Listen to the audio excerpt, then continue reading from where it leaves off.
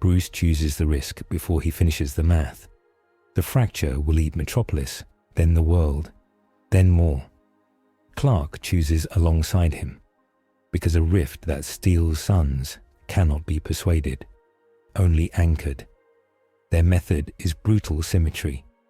A phantom zone projector slaved to a rebuilt mother box, power fed by a Wayne hand reactor and Clark's stored sunlight, tuned to the rift's redshift. The cost is written on the board. Every jump hails predators, and a second activation may crack the cage. They activate together, the breach opens like a wound, and it takes them whole.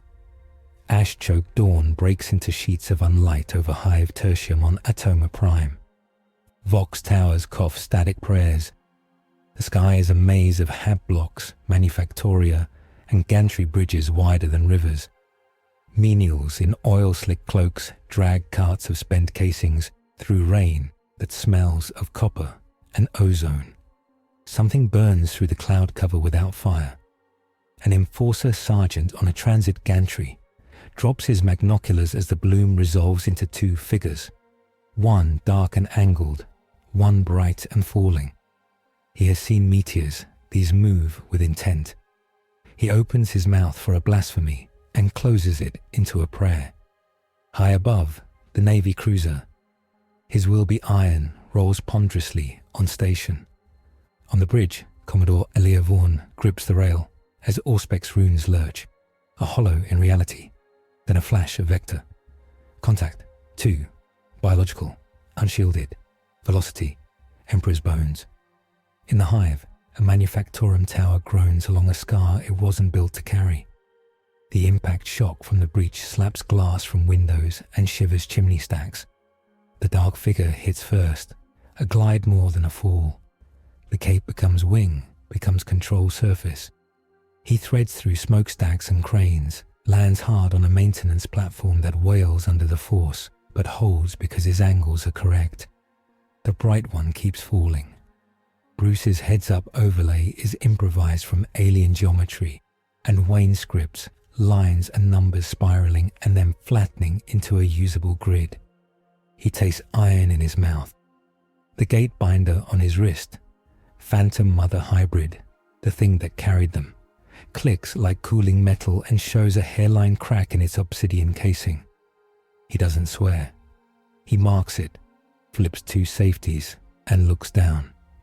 Clark hits air that is too thick and too dirty and arrests his own descent in a roar of displaced atmosphere. His cape snaps like a flag. He's already bleeding heat in invisible bands, feeling the sun through miles of poison cloud as a suggestion more than a source. He looks past it, past the stratosphere, towards something bigger and wrong, a void ship fragment, incandescent and tumbling on a burn that will erase a city sector. He moves. The fragment shrieks as it knifes for the hive. Macroplate cracks. Molten edges vomit sparks that become brief artificial meteors. Clark barrels into its path, shoulders it, hands flaring into a white that edges toward blue, then toward pain. He slides under the mass and pushes, vectoring thrust against gravity and momentum and the whispering drag of a sky that does not want him. On the platform, Bruce anchors a line to a hoist crane that looks like a cathedral, moved sideways, and taps into a local cogitator trunk. The machine spirits are prickly. Their litany is not his. He speaks to them anyway, in logic and respect, and siphons power the way a surgeon cheats time. 3 kilometers of habstacks below, citizens stop moving to look up. A mother in a ration queue tightens her grip on a child's hand. A riveter takes off his rebreather because he wants one honest breath before the end. The fragment slows. Commodore Vaughan watches her tactical display turn into a story. By the throne, someone says softly. The vox crackles with lower voices. Adepts, priests, a sober prayer not meant to be heard by anyone but the Omnissiah. Vaughan cuts her palm with her signet to make the blessing official and orders all batteries cold. She will not be the one who fires while a miracle is trying to happen. Clark is a fulcrum under a falling mountain. The heat is old and new at once. He remembers re-entry over Kansas like a clean burn, and this is dirty, like sinking fists into a furnace full of screaming iron. His lungs pull air that hates him. He thinks of Bruce's pen marking cost, without underlining. He pushes. He hears the music of steel. The fragment's trajectory bends. It kisses the edge of a gantry spire, shears off a forest of antennae that scream metal prayers as they die, and arcs toward the slag fields beyond the hive. Clark angles it away from the densest tenements and into a cratered yard where dead machines are stacked like vertebrae. He lets go at the last possible second and is thrown across the sky like a shot shell. Impact. The earth jumps. A wave of dust kicks across the hive base. The shock turns into a lower murmur, then into the steady thunder of secondary collapses.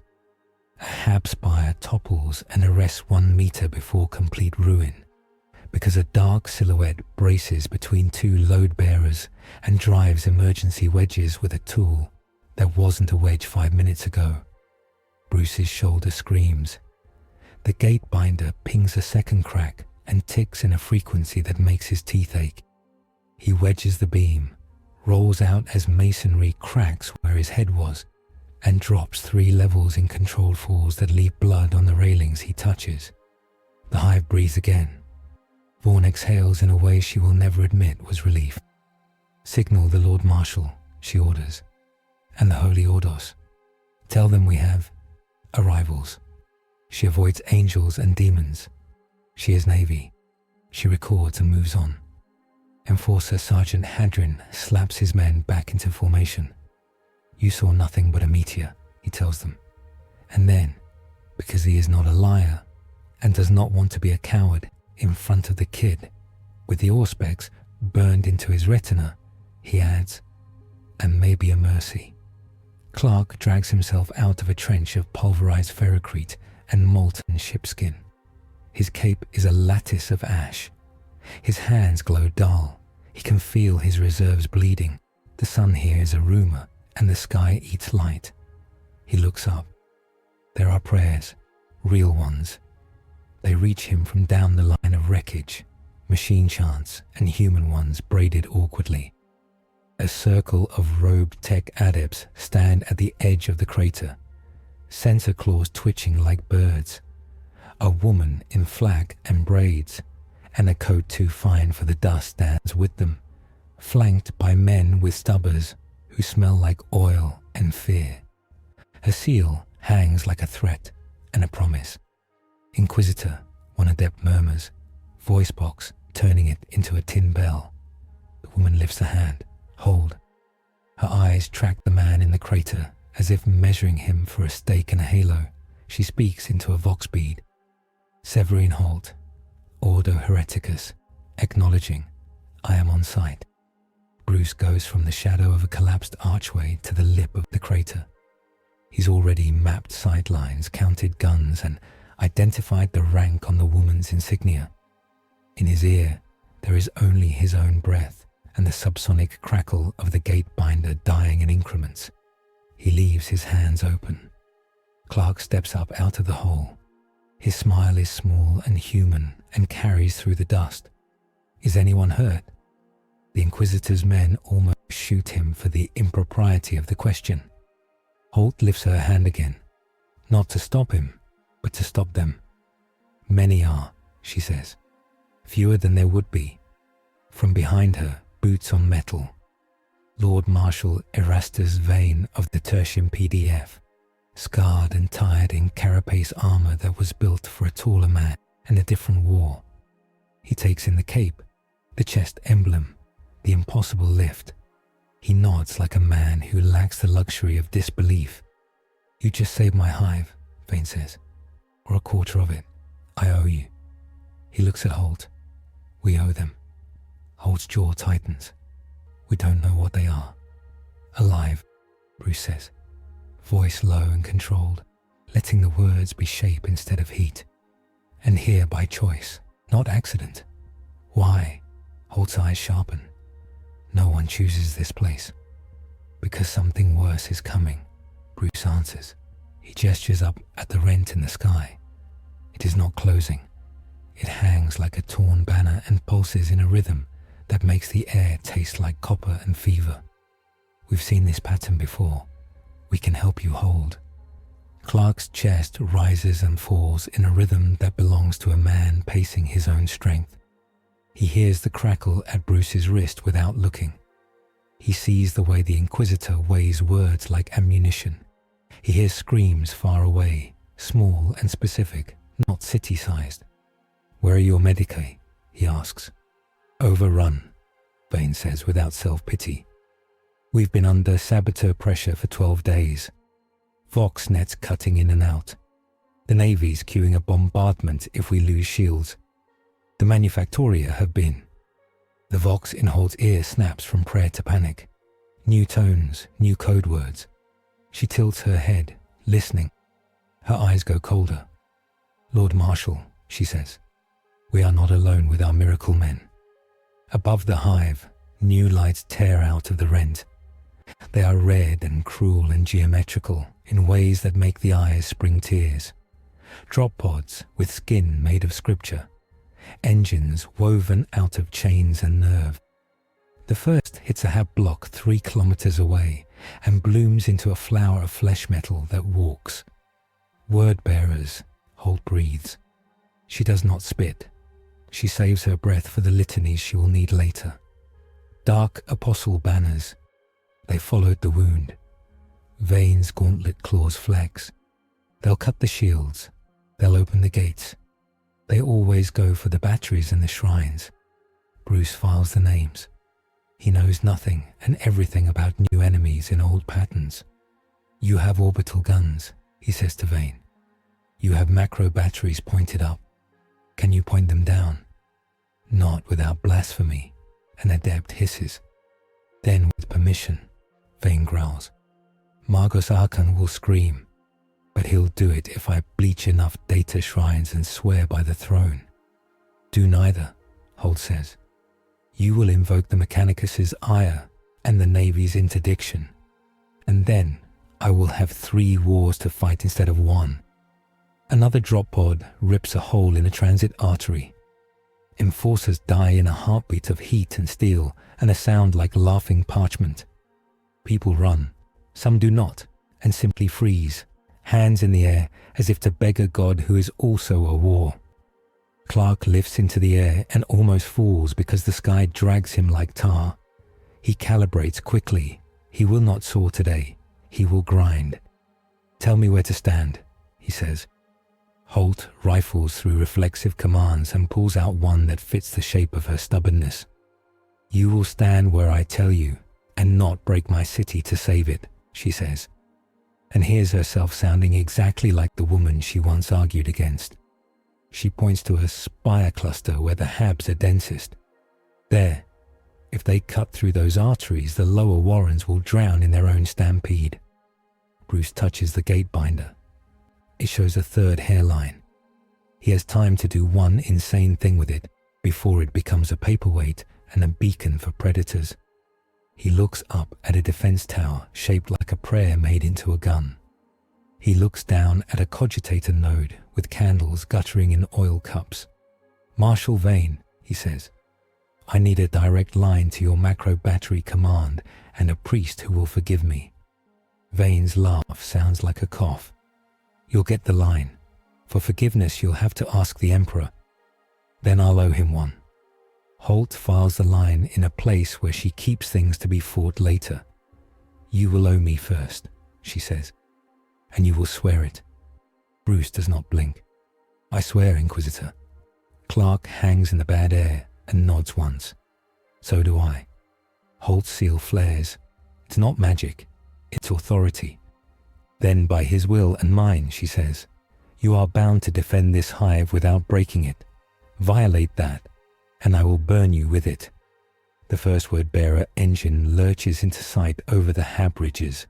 a demon engine like a cathedral built by a butcher. It snorts out promethium fire in the shape of broken script. On its back, a hooded figure beats a drum with a bone and speaks in syllables that rust metal. Clark hits it like a meteor that learned restraint. The collision folds, decking like paper, and sends a scatter of glyphs spinning into the air, where they hiss and die against his skin in little failures. The engine bellows. Clark finds the join in its neck and tears. It dies badly, like a choir falling downstairs. Bruce's voice in Vane's ear is controlled and steady. "You've got a lockout chain on your downward arcs," he says. "You can't fire into the hive without a triple key and a cleansing ritual." Vane is an old soldier. "Keys," he barks at his staff. "Now." He looks at the adept. "And your ritual." Fast. The adept's mechadendrites tremble with rage and piety. "You cannot simply..." "You can," Bruce says, seamlessly appearing in the battery control chapel with 6 men and a priest who looks like he fought a war with his own beard. He moved through shadow and empty duct. He did not knock because the door wasn't designed to admit him. He has already lit the devotional candles with a plasma cutter. "Name," the priest demands, because names are talismans and tools. "Bruce, that is not a name. It's mine." The priest's eyes flick to the crackling black device on Bruce's wrist. "You're a tech heresy. I'm an engineer. Let me help your guns run cleaner." The priest snorts. "Cleaner than the machine god? Cleaner than the chaos outside?" Bruce holds up 3 keys he doesn't own. Men he disarmed without humiliating stand behind him, oddly unembarrassed at being outplayed but unbroken. He lays the keys in place and turns one. "Say your words," he tells the priest, "because I believe you when you say they matter." The word-bearer drop pods continue to thud into the city like a slow percussion of doom. Clark tears through a second engine and a third, finds a rhythm that wastes less of him. He absorbs a prayer blast that was meant to unmake him and throws it into the ground where it pours into a sewer and boils rats. He's coughing now. He keeps moving. On the macro battery's deck, Bruce watches rites he does not believe in with respect he does. He maps the lockout chain while the priest chants and sprinkles oil. He plugs a cable into the chapel's secondary cogitator, sees the lacuna climb toward him like a wave, and rides it with a patch he wrote when he was 19 and angry and thought cities were fragile and immortal both. Firing downward arcs is forbidden by doctrine, an adept says, because he cannot stop himself. Bruce types without looking. "So is falling to your enemies." The first downward macro round is not a shell but a command. It is authorization. It is holy. The gun breathes and speaks to itself. Then it fires. The sound is a cathedral bell hit with a hammer the size of certainty. The round crosses the curve of the hive in a blink and meets a drop pod at an angle it was not built to survive. The impact is a flower of white in a garden of grey. Men on the street stop dying in that place and die in a different one. Success cost rearranges itself across the city in a map only someone like Bruce would notice immediately and hate himself for. Holt watches laws bend and then wonders why she is not angry. She is, but it is tethered. The tether is the sound of a mother thanking a god she believes in, and Holt doesn't. Not like that. Not anymore. She puts her hand to her seal, decides to be very angry later, when it will help. Clark hits a wall he cannot punch. It is not iron or faith or even geometry. It is song. The word bearer on the engine's back, the one who isn't dead yet because he hasn't finished his lines, turns his mouth toward Clark and speaks a stanza shaped like a blade. It is a hex designed for a psyker. Clark isn't one. It hurts anyway, in the place where he keeps his reasons. He falters. The engine clips him and sends him into a stack of habs that bud like tumors from a central spine. He eats brick and dust and memory. He comes out bleeding from places he hasn't bled since he was a boy in a barn with a needle. He doesn't apologize. He adjusts. He learns the cadence of the song. He hears where it isn't. On the battery deck, a second downward arc takes another pod. The priest is singing until he coughs blood and then singing anyway. Bruce coordinates patterns, keeps the arcs away from the densest zones, does math with lives. He's too good at it. Holt's retinue reports in fragments. Shrine district breached. Auxiliary void shield regulators under attack. Warp temperatures rising. Children trapped in transit nodes. She triages in threes. Sacrilegious to someone somewhere, sacred to someone else. She doesn't ask for more from the strangers. She expects it. Clark drops onto the engine he missed and drives it into a half-ruined basilica where votive candles gutter in drifts of soot. He tears the drum from the word-bearer and crushes it. The song dies wrong and takes the singer with it. He stands with smoking hands in a lit pool of broken wax and fire. He hears a child crying and carries 3 out before the ceiling falls. Outside, the sky fissure changes beat. It doesn't close. It deepens. Something like a negative sun throbs at its heart. The Navy cruiser's augurs complain in machine voices. Commodore Vaughan looks at the plot and knows she will have to ask the question the Ordo doesn't like. What do we do when the sky is enemy territory?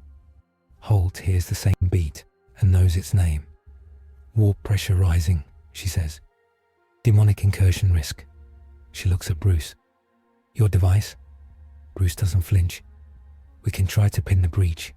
Buy you time. The cost, Holt asks, because she needs him to say it aloud into the city's air, where truth is a kind of right. It will attract more of them, he says, and it may break. If it breaks, we can't go home. If it breaks, and this place remembers us, it may keep us. Clark hears the word home, and his jaw tightens. He looks at the fissure and sees not a gate, but a promise with teeth. He nods. Do it. Holt makes a choice she will loathe herself for and justify for the rest of her life. You are not sanctioned, she says, but you are in my custody. She touches her seal to the gate binder. The machine doesn't care. She does. Do it under my order. Bruce speaks to the dying device without moving his lips. The mother fragment, compassion trapped in a box, hums back. The phantom projector angles, not into a zone but into a wound. He puts it on the edge of the macro battery's sacred rail, which is either blasphemy or destiny. He engages it. The air buckles. The fissure howls like a saint dragged through a forge. The gate binder's cracked face glows with the color of used blood. For a second, inhuman geometry aligns with human stubbornness. The breach hitches, stops widening, screams at him. Things look back. Clark pushes harder. He takes a blast of warp heat that isn't heat into his chest emblem and turns it into motion, into lift, into a lever giving Bruce seconds. He hears voices that knew his father and mother without meeting them. He tells them no with his hands. The macro battery fires again, and the recoil almost throws Bruce from the rail. The gate binder's last crack becomes a breaking sound like a glass heart. The fissure stops widening. It does not close. It throbs and waits like a predator that has been leashed. Bruce kills the device before it explodes. He does it with regret and relief. He catches his breath and does not look at the place where some part of him expected a way home to be. He meets Holt's eyes. Time, he says. Time, she echoes, as if it were a benediction. Clark drops beside them, singed and smiling with his eyes even if his mouth is a straight line. What next? Vane answers with a soldier's speed. We form a line around the regulators and the shrine district. We hold until the Navy can fire in the upper atmosphere. We pray the shots don't break the city. Holt nods grudgingly, and we keep you close, both of you. Leash? Bruce asks, without rancor. Guardrails, Holt says. You'll need them. The hive breathes ragged and loud, a wounded thing alive mostly out of habit and rage. Menial crews reroute power with hands blistered through gloves. Sisters of the Shrine District shoulder flamer tanks and sing without joy. The Navy's prayer deck bleeds wax. Bruce gathers a squad of enforcers and a priest with a voice like a rasp. We're going to move, macro battery, regulator, shrine. Triangulate cycles, he says. He outlines a plan that would make sense in Gotham or in ancient Rome or on a fortress moon. It is simple, brutal, elegant. Clark takes a breath that does nothing and steps into the air like a man climbing stairs he cannot see. I'll be where I'm loudest, he says. Call me. They move. The first push takes them down a freight spine with banners burned black. Word-bearers in lacquered red step out of smoke as if coming home. Their bolters cough scripture and shrapnel. Clark is there before the first trigger squeeze finishes being a thought. He breaks guns with hands and shoulders, breaks lines with his presence, breaks nothing he does not mean to because he can't afford to. Bruce sees the real attack, as always, to the side of the obvious one. A pair of robed figures creep along the regulator's underframe, carrying something that smells like a promise broken in a church. He's already moving when the first one looks up. He drops from a catwalk, cuts their path with a line of spray paint that is actually a microcharge demarcation, and uses a baton to shift a wrist by 12 degrees so the weapon goes into the floor and not the air. The charge pulses and dies. The second figure lunges with a knife that thinks it is a voice. Bruce catches the wrist and listens to the knife for a heartbeat too long. It whispers about making order. He disarms it with disgust. Clark lifts a battered enforcer out of a kill zone and puts him behind a fallen sign that says, "Pray" in letters 3 meters tall. The man's eyes are huge and shining and not all fear. He speaks Gothic, the enforcer whispers, as if it matters, as if it changes what a man is. "Help your friends," Clark says, and turns to take a blow from a blunt weapon that calls itself a mace. It breaks on his shoulder, and he doesn't. Holt moves like a woman who long ago learned to be in 3 places at once by becoming exactly who she is in each. She speaks to a sister superior and a commodore and a priest without moving. She tells them what she needs in sentences without adjectives. She does not ask the Emperor for anything he is not already owed. The regulator hums back to steady a life. The Shrine District holds a line that will be stories later. The macro battery, under the eyes of a priest and a heretic engineer, fires in a pattern that starts to make sense to the city. Clark slows. It is not a choice. It is physics and hunger. His cells are starved. He bleeds microfractures of light that do not heal as fast as they should. He hides it by moving differently. Bruce does not miss it. They fall back to an intersection choked with icons and truncated statues. Bruce draws a map on the back of his glove with a stub of graphite and hands it to Vane. "You can hold here with 30 men," he says. 40 if they're tired. They'll come heavy down these 2 arteries. The third is where someone smarter will walk. "Someone smarter," Vane echoes, like tasting an unpleasant fruit and admitting it is necessary. He barks orders that make noise and become movement. "We can't hold the whole hive," he says. "No one can," Bruce says. "Hold the parts that hold the rest." Holt watches the 2 strangers bend a city into a plan. She wants to hate them for it.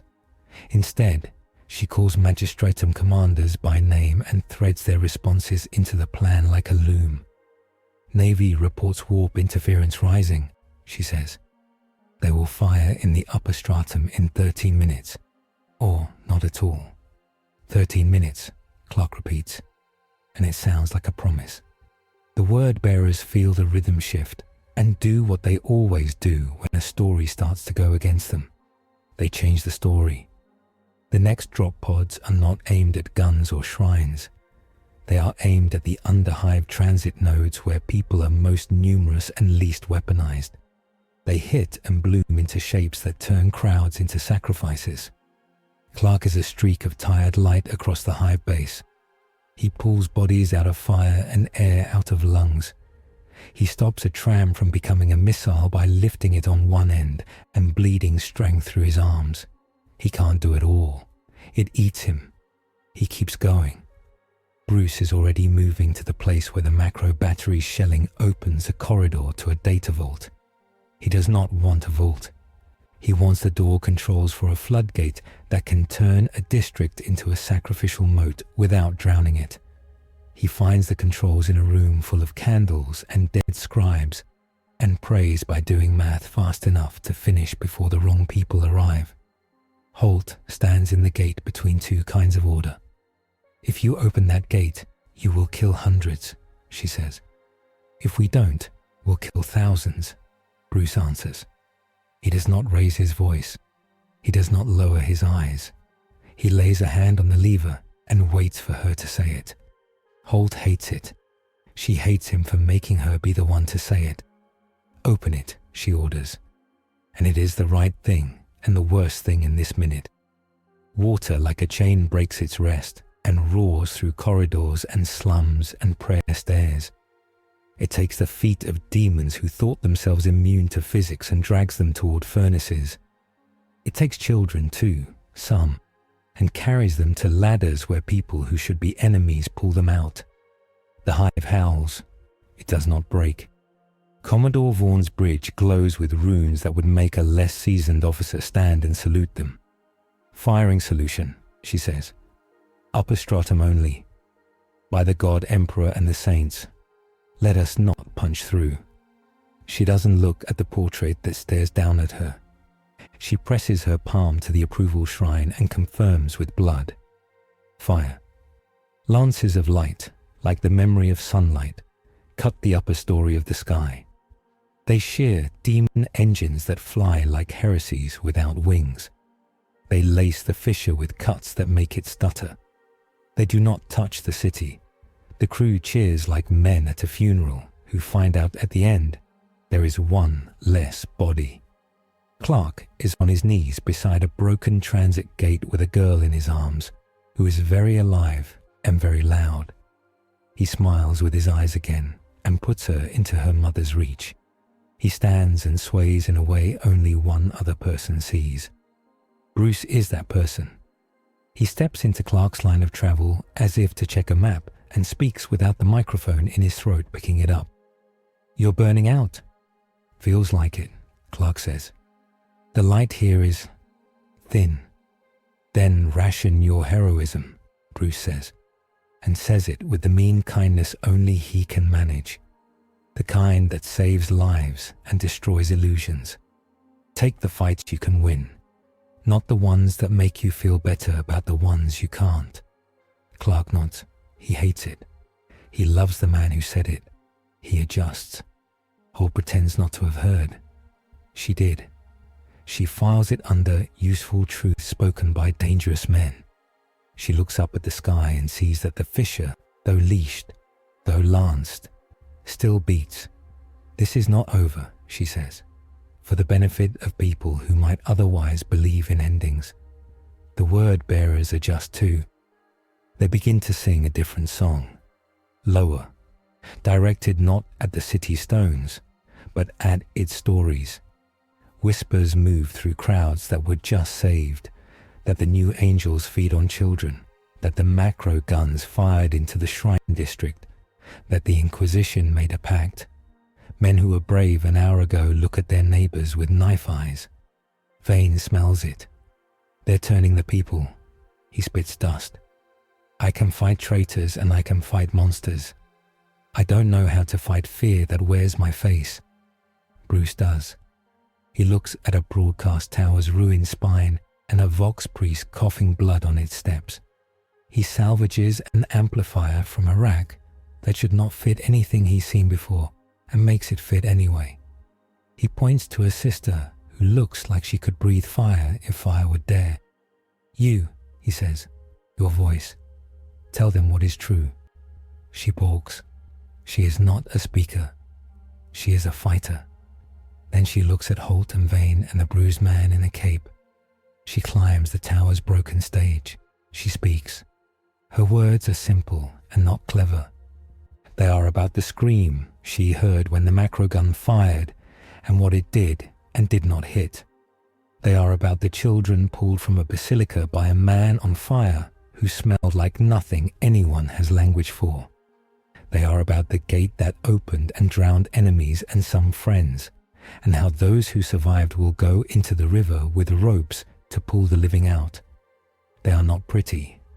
They are true. The city comes by half.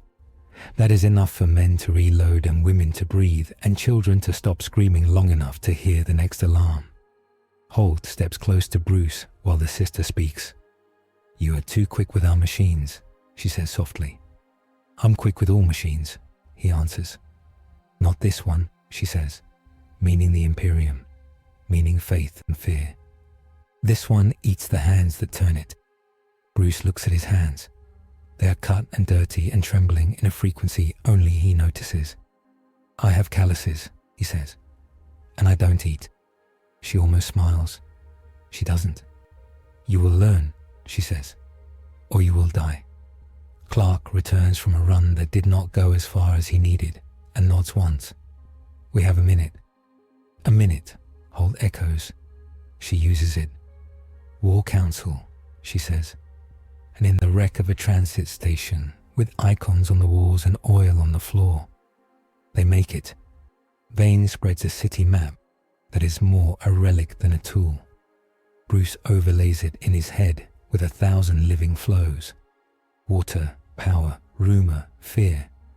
Clark stands against a pillar and breathes in a way that tricks no one who knows him and reassures everyone who doesn't. "We hold here," Vane says, pointing. "Regulator, shrine, macro battery triangle. We push down these arteries to keep the demons from feeding. We give the Navy lanes. We bind the fissure again if it slips," Holt adds. "We do not ask the Navy to lance it directly unless I say so." Bruce says nothing for a moment. Then, "The word bearers are not wasting assets. They're drawing patterns. Everything they've done is ritual and logic. They're going to pivot. When they do, it will be towards something that isn't a gun. The people," Vane says bitterly. "Their faith," Holt says without bitterness, as if naming a weapon she has used herself. Clark's head lifts. He hears a new sound in the song. It is not louder. It is smarter. Outside, the first of the real enemy steps through the skin of air as if it were a veil. Not a demon engine or a butcher priest, but a figure in armor that reflects no light and absorbs prayers. Its helm is a censer. Its weapon is not any weapon Clark knows. The way it looks at him is mathematical and hungry. Holt's Vox throws up code words like flares. "Calexus," a voice guesses, and Holt swears by someone she is not supposed to swear by in front of other people. "No," she says, "but close. The figure is anathema. Not a pariah, not a null, not exactly. It is a singer of absence. It hums a chord that makes the gatebinder's corpse twitch and Clark's chest emblem dim. It is concept weaponized. Bruce marks it. He draws 3 lines from it to 3 likely targets in his head and comes up with a shape he doesn't like. "They're aiming to unmake morale at the source," he says quietly. "Him." "Me," Clark says, as if surprised. He shouldn't be. He is hope even when he doesn't have enough for himself. Holt nods. "They'll break the city by breaking its new story." Clark steps forward. He's not at his best. He goes anyway. "I'll keep it busy."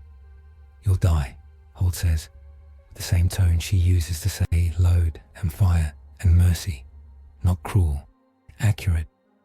Bruce steps into the line of that truth and bends it. You'll buy us time, that's all we need. We'll cut its support, we'll starve its song. The anathema moves. It does not walk, it arrives. Clark meets it with a punch he moderates mid-swing because moderation is who he is even now, even here. The punch hits nothing that his hand can understand. It hits a hole. Pain goes up his arm like logic denying itself. He doesn't retreat. He repositions. He learns quickly. He is thrown backward anyway by a ripple of non-force that peels paint from icons and faith from weaker men. Bruce is moving before Clark hits the ground. He does not run toward the anathema. He runs toward the choir that isn't singing but is.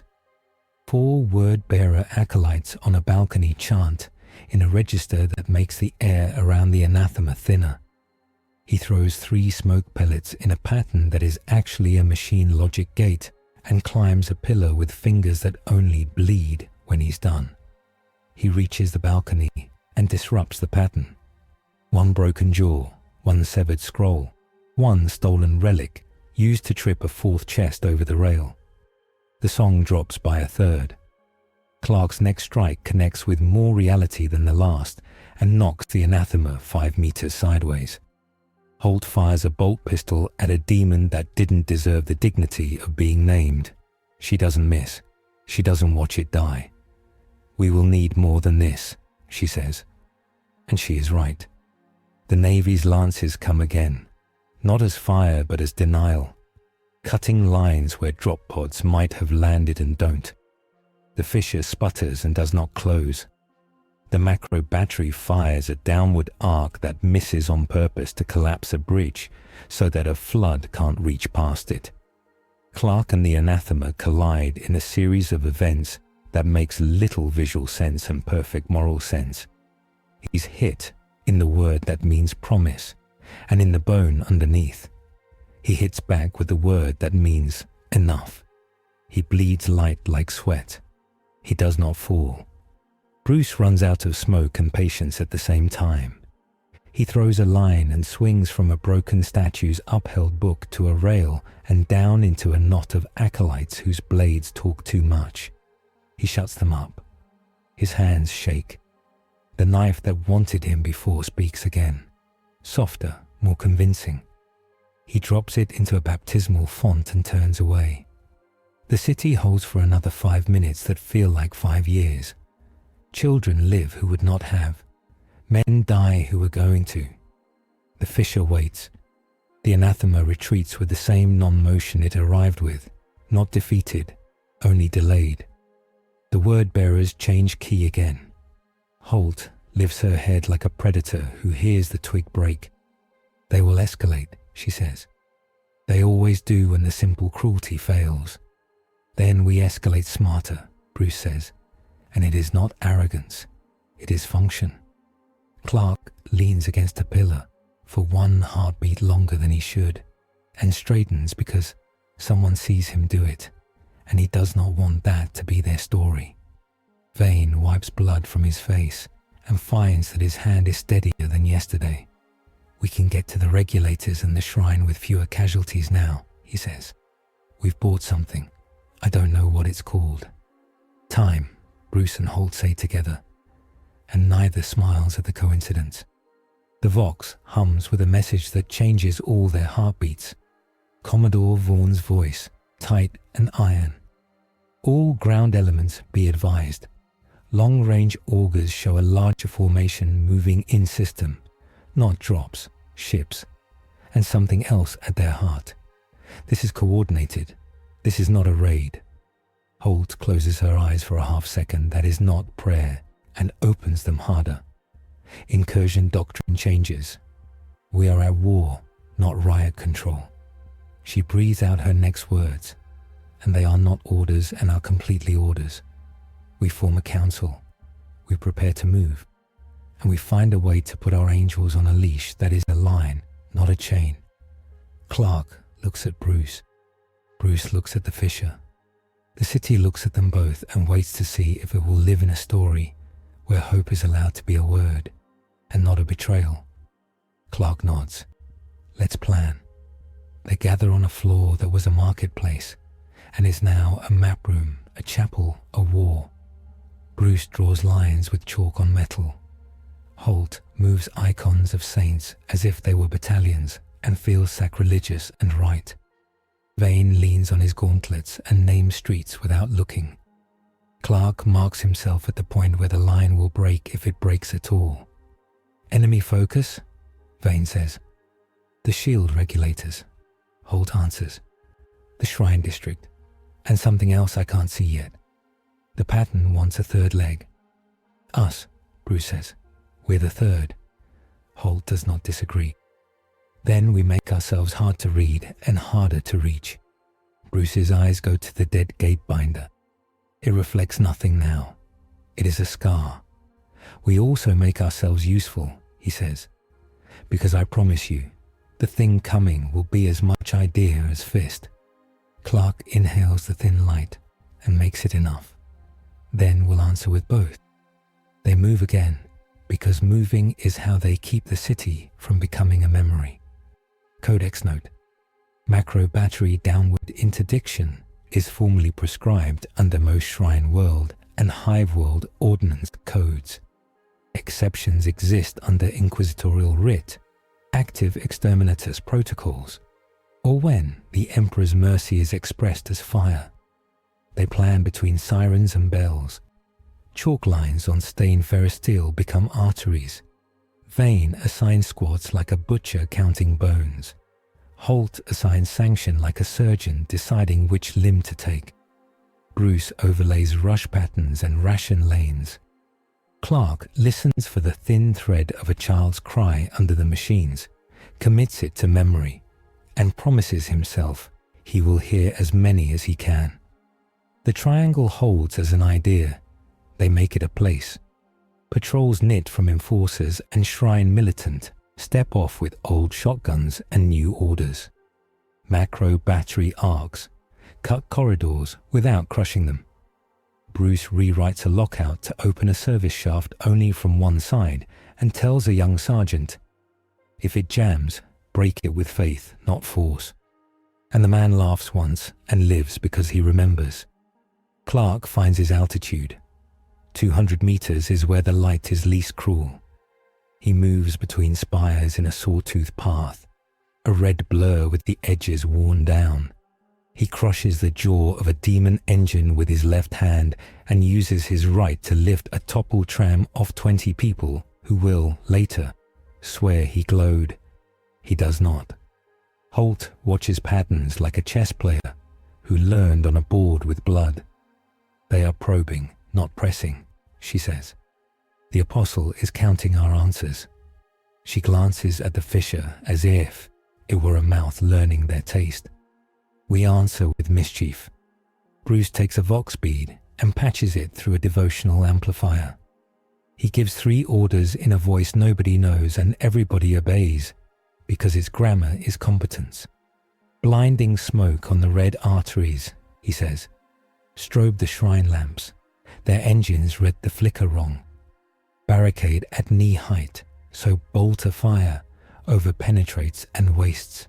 The sister with the rasp voice adds, and pray with your eyes open. First contact becomes first push. Word bearers hammer a transit ring with 6 engines and a cadre of butcher salters in brass. Clark destroys 2 engines by shoving their air intakes together and letting them drink each other's fire. The third he drives into a culvert already wetted by the flood. Steam howls, warped metal locks. The fourth he drags onto a macro shell crater and leaves for artillery. Not elegant, effective. Bruce is not at the fight. He's 3 junctions away, kneeling by a broken countergrav pallet with a tangle of children under it. He unscrews a plate with a coin because he lost his screwdriver to a priest's absolution an hour ago. Count for me, he tells a girl who stares past him with an old woman's eyes. Count to 50. Every number is a door opening. She counts, and he finds enough purchase to turn a jam into leverage. Vane arrives with a wedge of carapace-clad troopers and a mouthful of dust. He plants a banner with the Hive sigil on a stack of cracked icons. "This is the line," he says.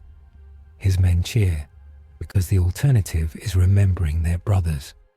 The cheer turns into a chant when Holt steps through the smoke with a bolt pistol and a prayer she would not say outside the sound of guns.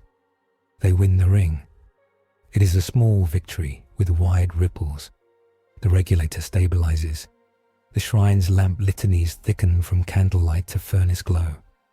Men begin to breathe through their noses and remember that breath can be a feeling. Clark lands, sways, stays upright. Bruce presses a strip of bandage into the palm of a sister who doesn't realize she's bleeding until he does. "Praise be," one adept says automatically. "Reserve your praises," Holt replies. "Save them for the things that cost us." The cost arrives as rumor carries knives again. A crowd forms near a ration gate, tense as a bowstring. A word-bearer acolyte with a human face stands on a crate and tells them that the angels drink the city's light, that the Inquisition has licensed new devils who wear capes. He smiles when a woman lowers her eyes. He sneers when a man raises a rock. Clark is slow to land. He makes sure his boots touch the ground before his voice does. "Stop," he says, not loud, very clear. He doesn't throw the acolyte. He takes the stone from the man's hand and puts it down, then puts his palm to the ration gate's motor and turns it with muscle until it opens. He carries sacks with the crowd. He is not proud. He is present. Bruce finds the source of the rumor, a coded Vox thread running under devotional channels.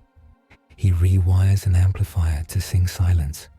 Holt locates the transmitter in a confession booth.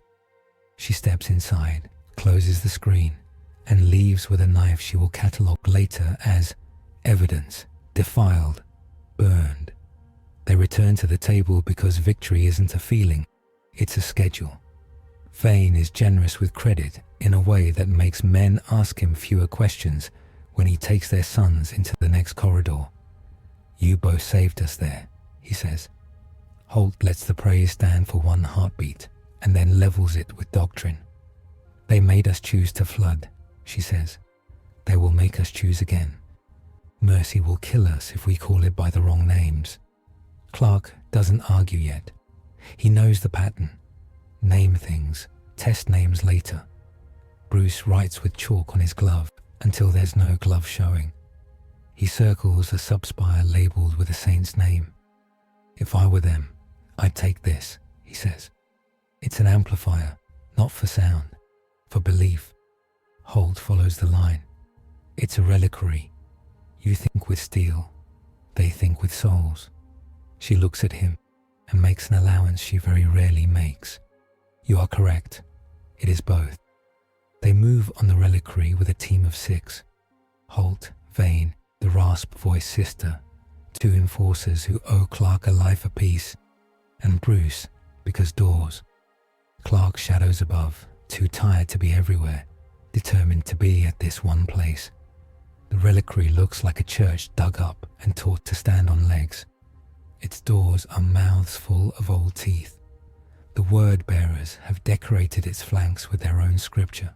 Holt reads 3 words and wants to wash her eyes. "They are writing with our alphabet," she says, like children parodying a hymn to hurt their mother. Bruce is listening. There is a beat under the city's throb. He follows it to the side chapel where the reliquary's heart should be. Chains of black stone hang there like frozen lightning around a sphere the size of a man. It does not glow. It hushes. "Blackstone," Holt says, breath thin. "Noctilith." The word is a curse and a diagnosis. How did they bring it here? Vane's finger hovers above the sphere without touching.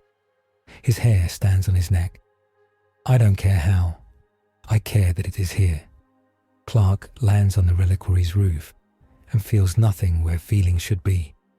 It is wrong in a way that speaks to the same part of him the anathema's presence bruised. He closes his eyes and draws sunlight from a patch of sky the size of a hand. He holds it like a coin in his mouth. He drops through the roof without breaking it. They stand around the false heart, 6 people and a sphere of absence. Bruce checks reflexes, tools, assumptions. It's tuned, he says. To the fissure. To him, he adds. Because he will not say the word son, like a prayer, in a room where prayers are weapons. They are starving you, Holt says to Clark, as if she were telling a soldier he has run out of ammunition. And they are sanctifying it. She turns to the sister. If we fire, it feeds the sphere. If we pray, it eats the prayer. She bares her teeth by accident. We pull. Bruce nods. He gestures to Vane. Cables, hooks, grapnels. Human power. Clark reaches without touching the sphere. He feels a pull that is not gravity and not friendship. He hates it. He refuses it. He looks at Holt. Can you sanction this? He asks, and he is not mocking. Holt lifts her seal, because this is why she carries it. By my authority and the Emperor's mercy, we deprive the enemy of stolen sanctity, she says. She spits on the floor between the blackstone and the altar. Pull. They pull like a funeral, like a birth, like a siege. The sphere doesn't move and then moves a hand's breadth, and then slides like a thought returning to a mind. The chains sing in ugly octaves. The sister's lips skin back from her teeth. Vane's gauntlets groan. Bruce's damaged shoulder tears a little. Clark doesn't add force. He takes the sphere's pull onto himself and makes a place for it to slip through. It comes free, and the reliquary takes a breath it didn't know it held. The sphere hangs in the air on 1,000 not quite visible hooks and then drops. Clark catches it with a wince. It burns him with nothing. He grimaces and says, "Let's throw it where it wants to be least." "Into the macro barrel," Bruce answers. Vane's grin is obscene and perfect. "With pleasure." They move a miracle without calling it one. Enforcers clear the transit arteries. People press their hands to their foreheads when the sphere passes. Some curse, some pray. One throws a rotten ration and Bruce does not blame him. At the macro battery, the priest with the beard looks at the sphere and his eyes water without tears. "This is a sin," he says. "It's our enemy," Holt says. He nods and takes up a new litany for a new kind of shell. Bruce calculates the angles. Vane overrides the last lock with a punch and a laugh. Clark cradles the sphere like a baby and hates the metaphor for the first time in his life. He sets it on the cradle. The battery breathes. When it fires, the sound is wrong and right. The sphere streaks up the throat of the city's sky like a confession shouted at the top of a tower. It hits the fissure and does not explode. It cancels. The wren buckles, tightens to a narrow mouth, and chokes. The hive hears the quiet, the real kind, the one that is not absence but relief. People cry without knowing why. An adept vomits oil and stops shaking. The sister drops to one knee and rises again, because the fight is not over. They win a day. It feels like an hour. The War Council convenes under a vault where frescoes show saints with weapons that look like tools. Holt lays out the new balance. We denied them a key. They will find another. Vane pours water on a map and calls it wine when nobody laughs. Bruce sketches threat cones and writes unknown hazard thrice. Clark stands with his cape draped to hide a tremor and fails to hide it from the two people who know what to look for. Praise comes first because human hearts are built that way. Vane clasps Clark's wrist and says, "You did work that should have broken 10 men. Holt nods to Bruce. "You continue to sin usefully," she says, which is as close as she will get to affection. The sister says, "You did not blaspheme when you bent our gun. You asked my priest to bless it first. and Bruce inclines to his head as if presented a medal. Then anxiety takes the room back. Our doctrine prohibits downward fire for a reason, an adept argues. You invite habit. Holt agrees without confessing it. Miracle should not become method, she says. If it does, we blaspheme by laziness. Clark listens, and then speaks softly, a longer cadence, the kind he learned in rooms where people wore ties and refused to cry. I grew up in a place where never kept people safe until it didn't, he says. Rules keep you alive until the day the world changes and they kill you. Doctrine matters. Lives matter more. The adept bristles. You do not understand the weight of our history. Teach me then, Clark replies, not angry. But don't let your history be a brick you throw at your own people when the roof's on fire. He doesn't smile. He accepts the pushback as the price of saying it. Holt doesn't let the argument go cheap. Doctrine is not a wall, she says. It is a road. It leads us away from catastrophe when panic points in all directions at once. Without it, we become the thing we hate. With only it, we become dead. Her eyes catch Clark's. Steel remembers who first shaped it. So must mercy. Bruce lowers his chalk. The logic of doctrine is pattern, he says. The logic of this enemy is pattern too.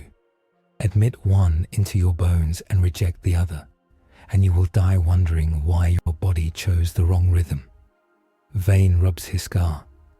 Doctrine gives me men willing to stand where a sane man would not, he says. Mercy gives me a city worth standing for. He looks at the frescoes, as if asking them to take sides and knowing they won't. We'll do both and be cursed for both. They shelve belief for survival, as soldiers do. Holt drafts guardrails around the strangers.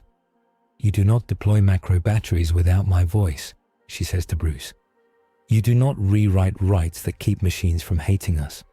You do not use that broken gate device to make any more new sins. It's dead, Bruce says. And if I could use it, I would ask you first. You would tell me first, Holt corrects, which is a different verb. Bruce accepts it. To you, Holt says to Clark, I say this. You will not make promises on my world you cannot keep. If you tell a mother you will save her child, you will do so or you will be silent. Hope here isn't a flavor, it's an oath. Clark takes that like a blade and nods. Understood. The alarm comes in with a smell like water burned wrong. Voxnets choke on a word the city doesn't know. Holt hears the subtext and knows it anyway. New contact, Vane says. Not drop pods. Something carried by a choir. Bruce's map updates in his head because he makes it. He sees pathways aligning towards 3 nodes they thought safe. Clark looks up and feels his symbol crawl on his chest. He touches the S as if it were a wound. They step onto a balcony and look toward the fissure. The sky folds again. A structure emerges, not descending, but iterating into existence. A crown of black shards linked by voxlit sigils. It hovers over the hive like a judgment.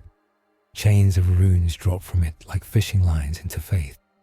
Noctilith again, but more. A crown tuned to mirrors. It drinks prayers and spits back the husk of belief as barbed wire. Vane's jaw locks. If that touches the shrine light, it will turn our litanies into knives, Holt finishes. She names it. A Noctilith Crown. Word bearers sometimes shape them into altars. This is a net. Clark looks sicker than a man like him should. The crown hums at a frequency that bruises his bones. His cells try to drink and swallow dust. He clutches the rail and releases it before anyone can see. Power scaling. Interlude. Noctilith, Blackstone, is anti-song. It disrupts warp resonance and misdirects psychic harmonics. A crown arrayed overhead amplifies not light but its negation, turning rites into noise that whips back at the chanter. Superman's biology drinks stellar radiation and converts it to work. The crown distorts that spectrum, turning his intake into unhelpful heat and nausea. Batman's tools rely on intent encoded in ritual language here. The crown makes the machine spirits hear his voice as a mispronunciation. The word-bearer's liturgies bind these effects to specific symbols, an S, a bat, turning icons into haunted targets. The council shifts to urgency. Holt breathes once and makes a call that costs her something she won't show. "We need a strike team," she says. "Up there. Cut the crown before it roots." Vane shakes his head. "We have no jump packs left that aren't spitting prayers. The Navy can lance, but the angle. They'll punch the hive," Bruce concludes. His eyes go unfocused while he assembles a way to do a thing no sane man would attempt. "We can ride a lift that wasn't built to lift people," he says. "The macro battery retractors. They act as rails. We anchor a tram to the barrel and let recoil carry us skyward." Once, exactly once. Holt stares at him, then at the barrel, then at the crown. She doesn't ask if it's mad. She asks, "What happens if you miss?" "We fall," Bruce says. "Badly." "Who goes?" Vane asks. "Me," Bruce answers, "because he designed the sin, and someone who can survive the air. I can't fly right through that," Clark says quietly, "but I can jump, and I can throw." He looks at the sister with the rasp. "Can you carry a beacon into a place where the Emperor doesn't listen?" "Always," she says. They prep fast. Bruce rigs a cable cradle to the macro barrel with 6 prayers and 4 clamps. He straps himself in with bad knots that he has learned are good here because they were blessed once and haven't broken since. The sister clips on, unafraid. Clark coils. Holt places her seal on Bruce's chest plate and a small icon of a nameless martyr on Clark's palm. "You will need both kinds of faith," she says, and would assassinate anyone who heard how it sounds. Vane fires the macro battery with a curse instead of a command, because curses carry better in a storm. The barrel slams back on its rails. The cradle jerks like a fish and sails. Clark jumps as the recoil peaks, catches the cradle mid-flight, and corrects its wobble with a grunt that no one hears. They climb through dirty sky and into cleaner danger. The crown's runes crawl as if alive. The nearer they get, the colder it feels, not to the skin, but to the part of the mind that builds mornings. The sister begins a hymn, and the crown eats it and gives back static. She grins, baring her teeth at God and enemy alike. "Louder," she says, and sings anyway. They strike the crown like a nail hitting a black mirror. The cradle skates along an angle that wasn't there before Bruce calculated it into being. He launches a line, it hisses, catches on a rune notch, holds. The sister leaps first, flamer on a sling, mouth full of angry prayer. Clark follows, landing poorly and grimacing like a man swallowing broken glass. The crown isn't a platform. It's a lattice of knot paths. They move along edges, avoiding gaps that are actually offers. Word-bearer chanting emanates from nodes. Blind mouths sewn into the structure, singing absence. Bruce plants shaped charges like rosaries. Clark finds the keystone shard by feeling where it hurts most and pulls until something gives him permission to stop or die. Holt stands on the battery deck looking up, face blank, hand tight on her seal. Vane paces, counting by 4s. The priest hurls oil that won't light onto the floor and calls it sanctified anyway. The city waits. They cut the crown in 3 because 2 breaks become locks and 4 become a net. The lattice screams without sound, and a pulse of cold rushes down into the hive like runoff. It doesn't kill, it wills. People forget a name for a second, then remember it because a sister somewhere keeps singing over a cut throat. The crown fails. It doesn't explode. It loses the argument. The shards tumble into the fissure and go somewhere that is not here. The air warms by a degree thorium. Clark breathes. Bruce doesn't smile, but the line of his mouth loosens. They swing back toward the macro battery on a cable that hates them. The cradle slams into the barrel housing and throws Bruce off in a roll that will be bruises tomorrow if tomorrow exists. Clark lands in a half kneel and stands too slow. The sister plants her flamer and coughs red, then laughs. Again, she asks. Never, Bruce says, and means it. They win again. The cost shows up on different ledgers. Men fall asleep standing. Women stare at icon corners and cannot remember why they felt safe there. Holt signs 3 excommunications and 2 pardons and hates all 5.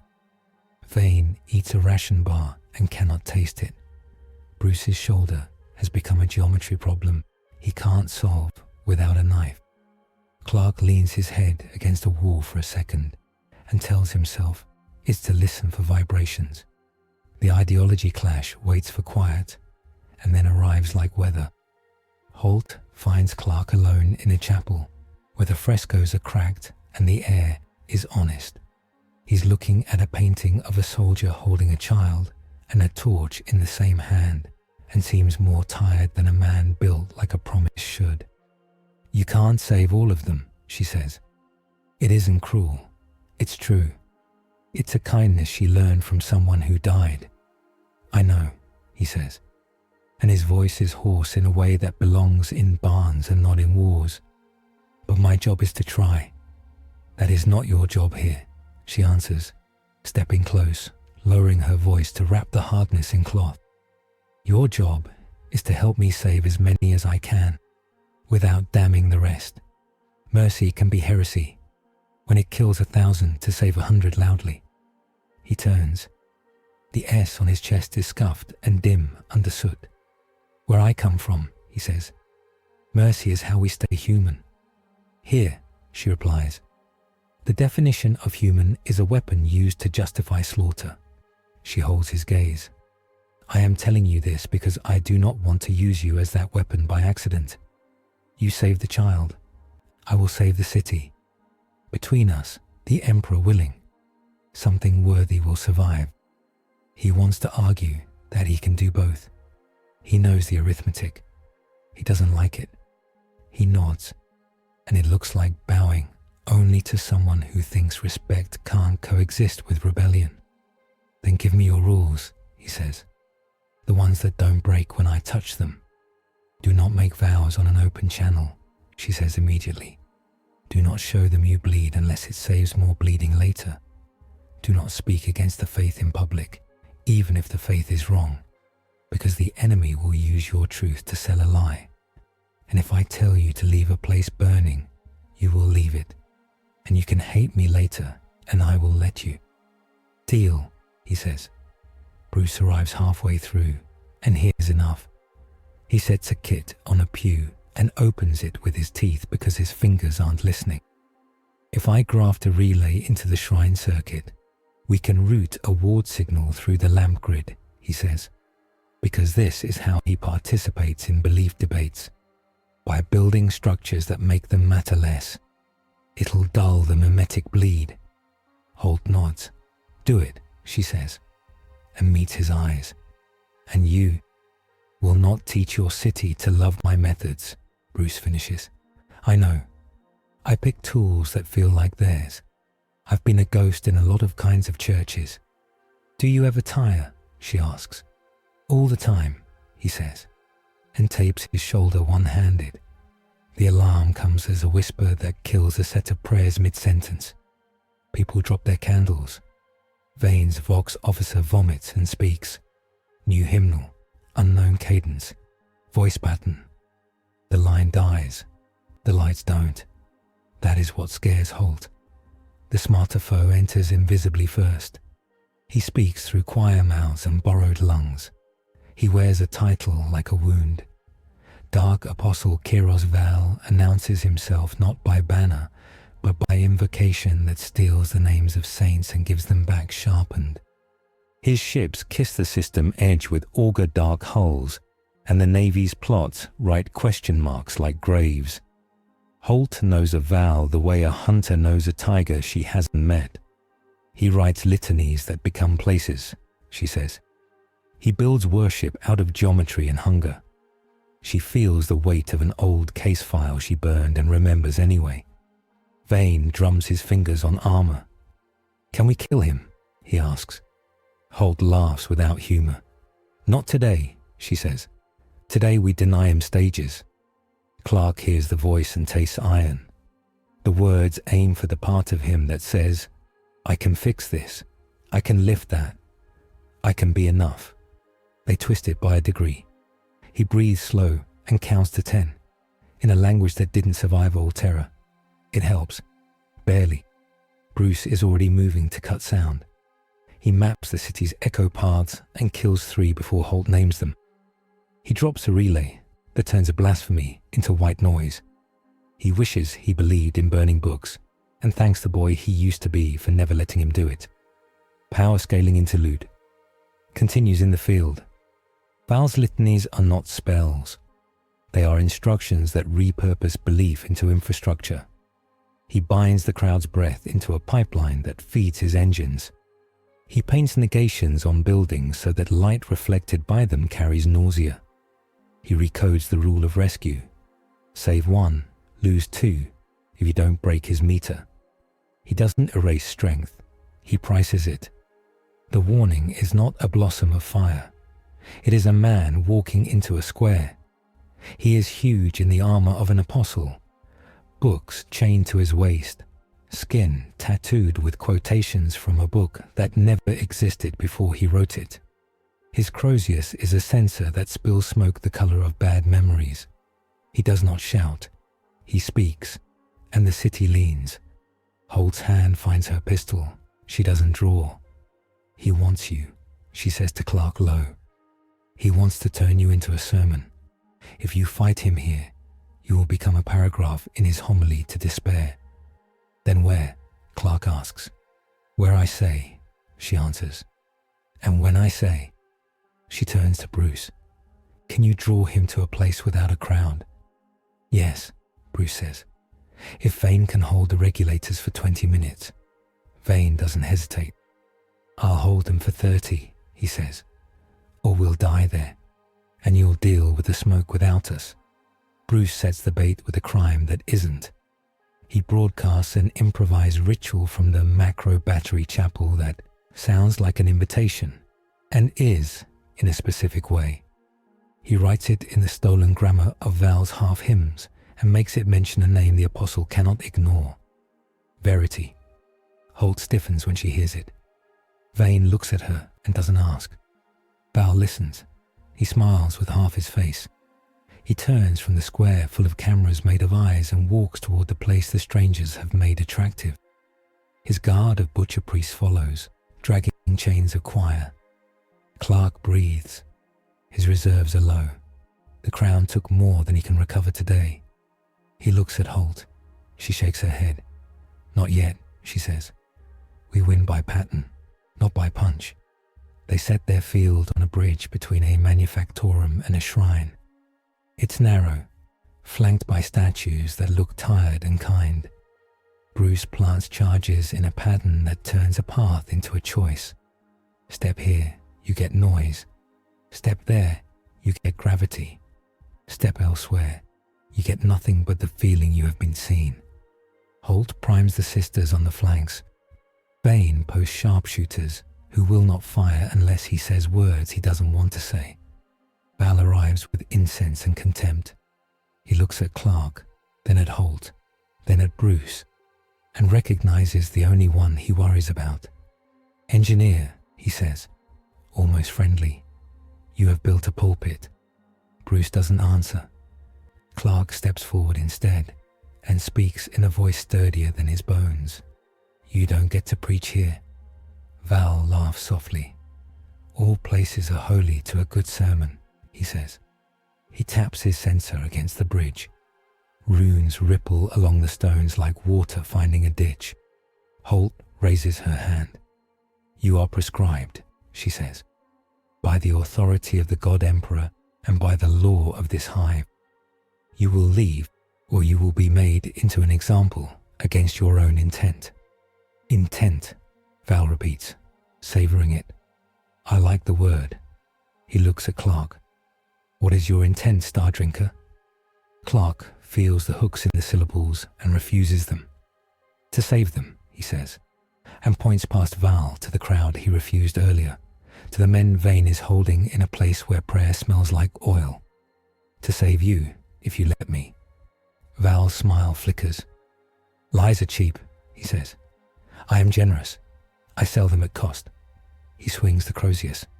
The smoke hits the bridge like a strong opinion. The statues cry tears of rust. Bruce triggers the first charge. The smoke recoils as if offended. Val's priests cough and chant new meter. Holt gives a hand sign that means nothing in most dialects and everything to sisters.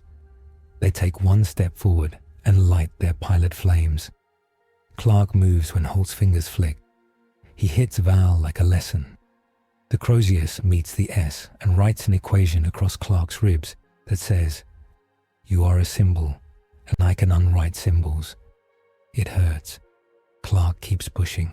Val slides, planting his weight on a scrawl that wasn't there until a second ago. Bruce hits the second choice. Gravity spikes under Val's guard.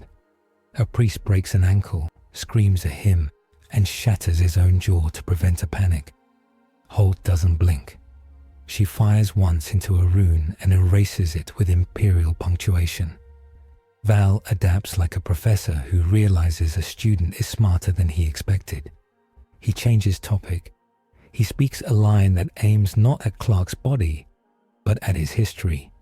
It reaches for Kansas by way of Krypton through a wound named Survivor's Guilt. Clark staggers as if a floorboard gave out. He smells smoke and wheat. He hears a laugh he misses. He doesn't fall. He kneels, breathes, stands. No, he says. He says it like a farm boy who knows fences fail and you mend them anyway. Val hears the refusal and hates it. Holt steps into the visible line of fire because she knows Val cannot resist an Inquisitor's confession. You are banal, she tells him. You make children chew their prayers and call it profundity. You are a butcher who learned to read and decided the book was a knife. Val's eyes flash. He swings at her with a sentence. Bruce intercepts with a charge that reassigns the verb. The Crozius hits a wall of nothing and writes smoke on air.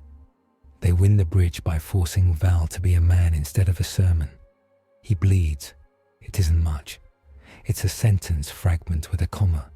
He retreats, not defeated, corrected. He leaves with a promise. I will rephrase. The city exhales without faith, with gratitude. Vane feels his men at the regulators and knows they are at their limit. Holt counts her sisters and loses 3 and does not close her eyes. Bruce sits on a step and lets the tremor have his hands for 1 minute. Clark leans against a statue and pretends to weep, so the people will think he is like them.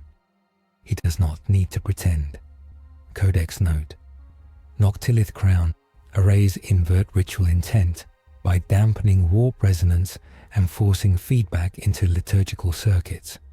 Cutting at 3 points disrupts phase lock and collapses the loop without catastrophic detonation, if the cuts are made within 1 cycle of the Crown's chant.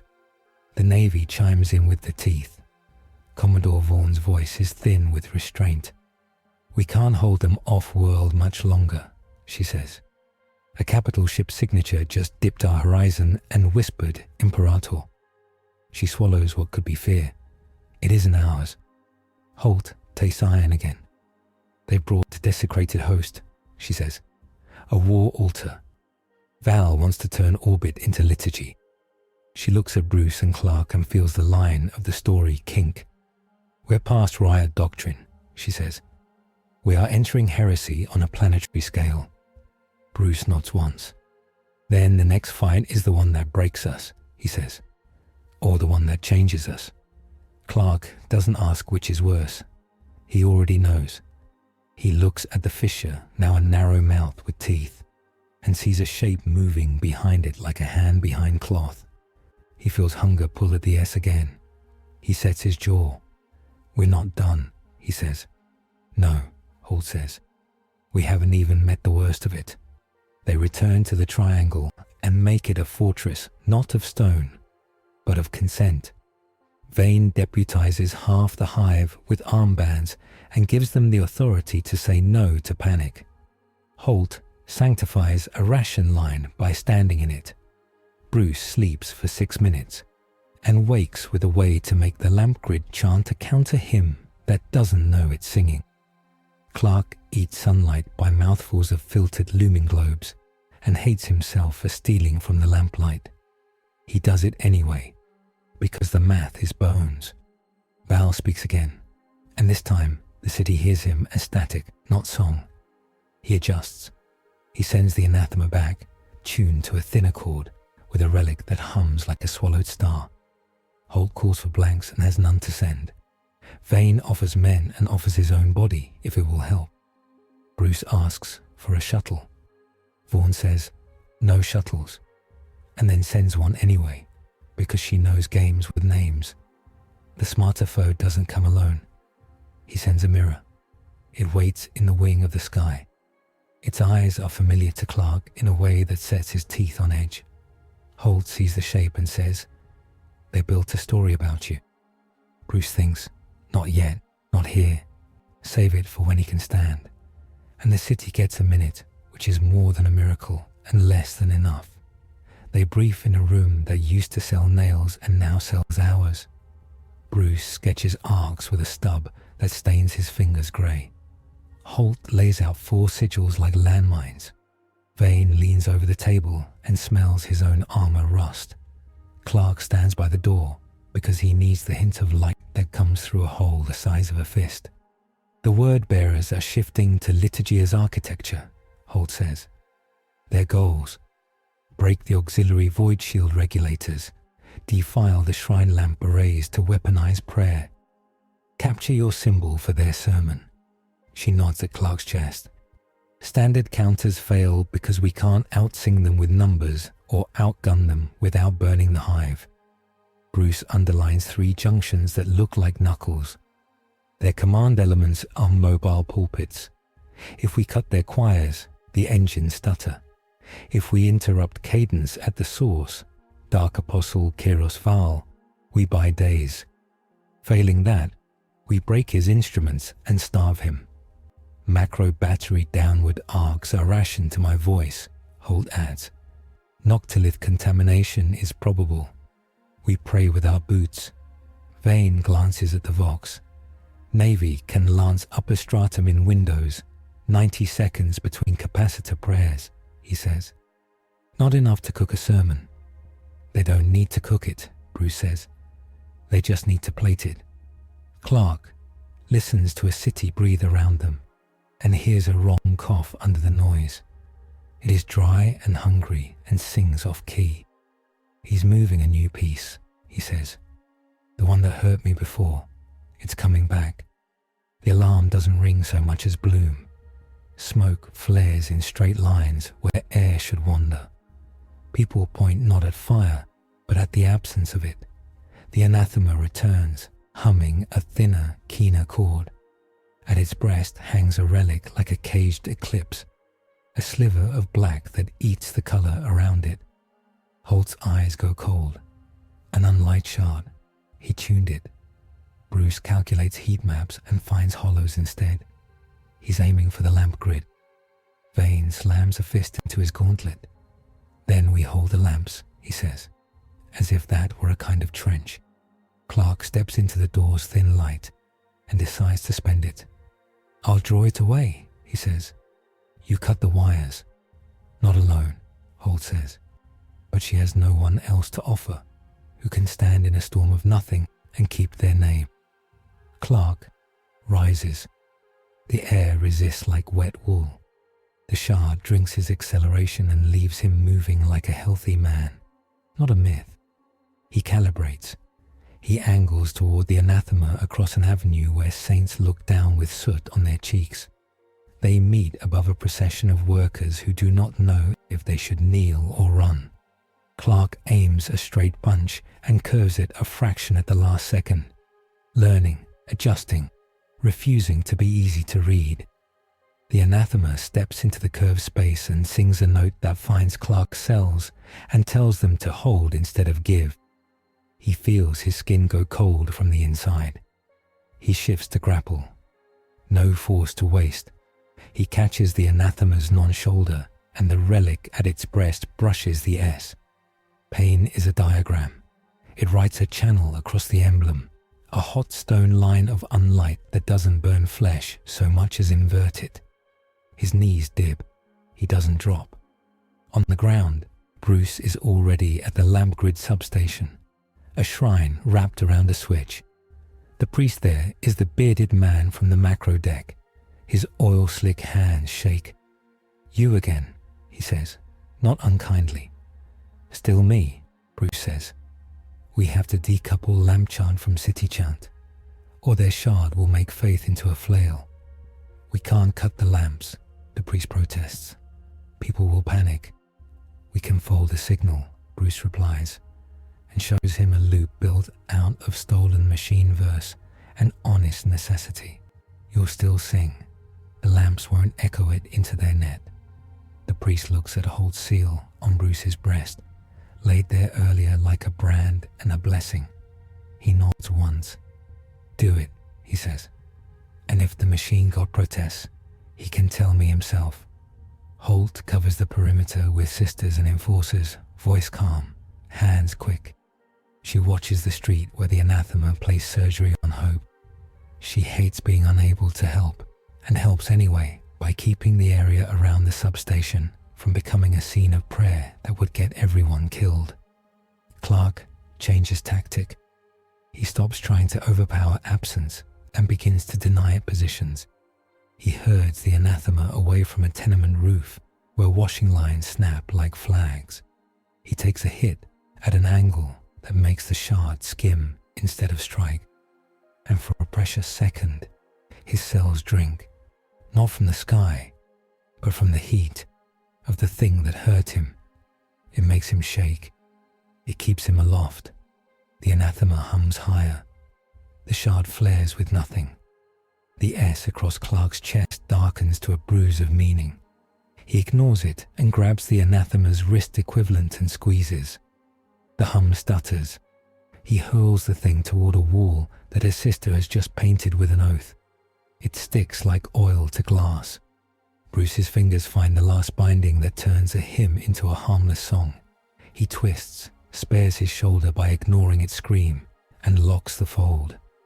Lamps across 3 sectors flicker and then glow steady, cutting the crown residue out of their light. The shard's pull weakens by a degree you only notice if you are made of decisions. "Now," Holt says into the bead, and Vaughan's lances pencil a line above the street that doesn't touch the city, but peels away the upper layer of warp noise around the anathema. It loses cover. It gains attention. Clark drives forward. He doesn't throw a haymaker. He places a palm over the shard and pushes with intent, not strength. His cells refuse to drink. They refuse to starve. They hold. The shard cracks along a microscopic fault and screams without sound, the kind that shakes teeth. The anathema retaliates with a chord that isn't aimed at muscle or will, but at identity. It sings to the letter on Clark's chest. It says, "You are a sign. The sign can be erased." The S flashes and gutters. Clark's vision doubles. He sees Kansas and Hive Tertium in the same instant. He almost lets go. He does not let go. He shifts his grip, fingers slipping into the little geometries his father taught him, fence wire and patience. He uses the shard as leverage against the anathema's chest, turns, and throws the thing down a stairwell like a bad argument. It hits and keeps humming. He breathes like a man learning to breathe after water. The shard is in his hand. It burns in no spectrum he knows. It wants to be worn. It wants to be hung around the neck. He could use it to choke the fisher for a day. He could thread it through the macro muzzle and lock the sky. He feels the plan bloom in him like an infection disguised as engineering. Bruce looks up and sees that weight cross a friend's face. "Don't," he says, too far away to be heard aloud. It's not Bruce's voice Clark hears. It's a kinder one and a harsher one both, his mother's and Holt's through a wire. "We don't take the enemy's sacrament," Holt says. "We don't make a chain out of our own sign." Temptation leans. It makes offers that sound exactly like mercy at scale. Clark pictures the crown, the fissure, the city today, the planet tomorrow. He could fix the next hour. He could doom the next year. He closes his hand until the shard cracks again and bleeds darkness into his palm. It hurts. He hurls it into an alley where the lamp glow is least and her sister is most. Verena Solis steps into its path, plants her flamer, and baptizes the unlightened Prometheum and him. It dies hard and small like a spoiled seed. The anathema lunges from the stairwell with a note shaped like a choke. It catches Clark's throat and squeezes at a distance. He can't breathe, not because he needs to, but because breathing is how he measures stubbornness. He rips the note apart with fingers that are more idea than flesh right now, and gets a lungful of soot for his trouble. The jewel sprawls across 3 levels of life. Clay jugs shatter, icons weep oil. A child watches with dry eyes because she used all her tears yesterday. Clark takes a hit that makes his shoulder socket stutter, and then catches the anathema's weapon, the crook of its hum, and snaps it at the one frequency he learned from listening to the crown die. The anathema collapses into a hole you could step around. It is not dead. It is elsewhere. That is good enough today. Clark drops to a knee and presses his palm to his chest. The S is branded with a thin line of dull black. It spreads when he exhales and contracts when he laughs.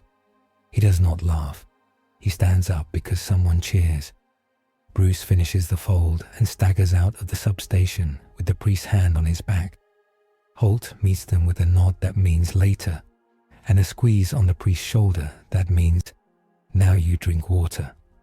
Vane calls a sector report that sounds like men telling each other their names to prove they still have them. They win the fight. The wound remains. Clark can feel the unlight thread talking to him. It says, "Power is a habit." It whispers that habits can be broken. Codex note: an anathema-wielded unlight shard cuts through semiotic fields, first, matter second. Wounds inflicted on emblems act as drains on the meanings those emblems encode, reducing function until the symbol is reconsecrated or excised. The price presents itself without drama. Bruce's shoulder gives out when he tries to lift a barricade off a pinned enforcer. He goes to one knee as his arm refuses. The enforcer looks at him like a man watching a pillar crack. Bruce bares his teeth and uses his other hand. Pain is a language that never needs translation. He speaks it, and the barricade moves. Holt orders a tactical withdrawal from 3 blocks that were supposed to be held. People die in the gap. She files it under mine and moves on. The priest with the beard coughs blood and doesn't hide it this time.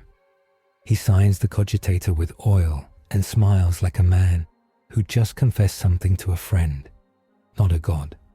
He sits down. He doesn't get up. Clark hears the moment the priest doesn't get up and almost breaks his own rule. He wants to take the man's hand.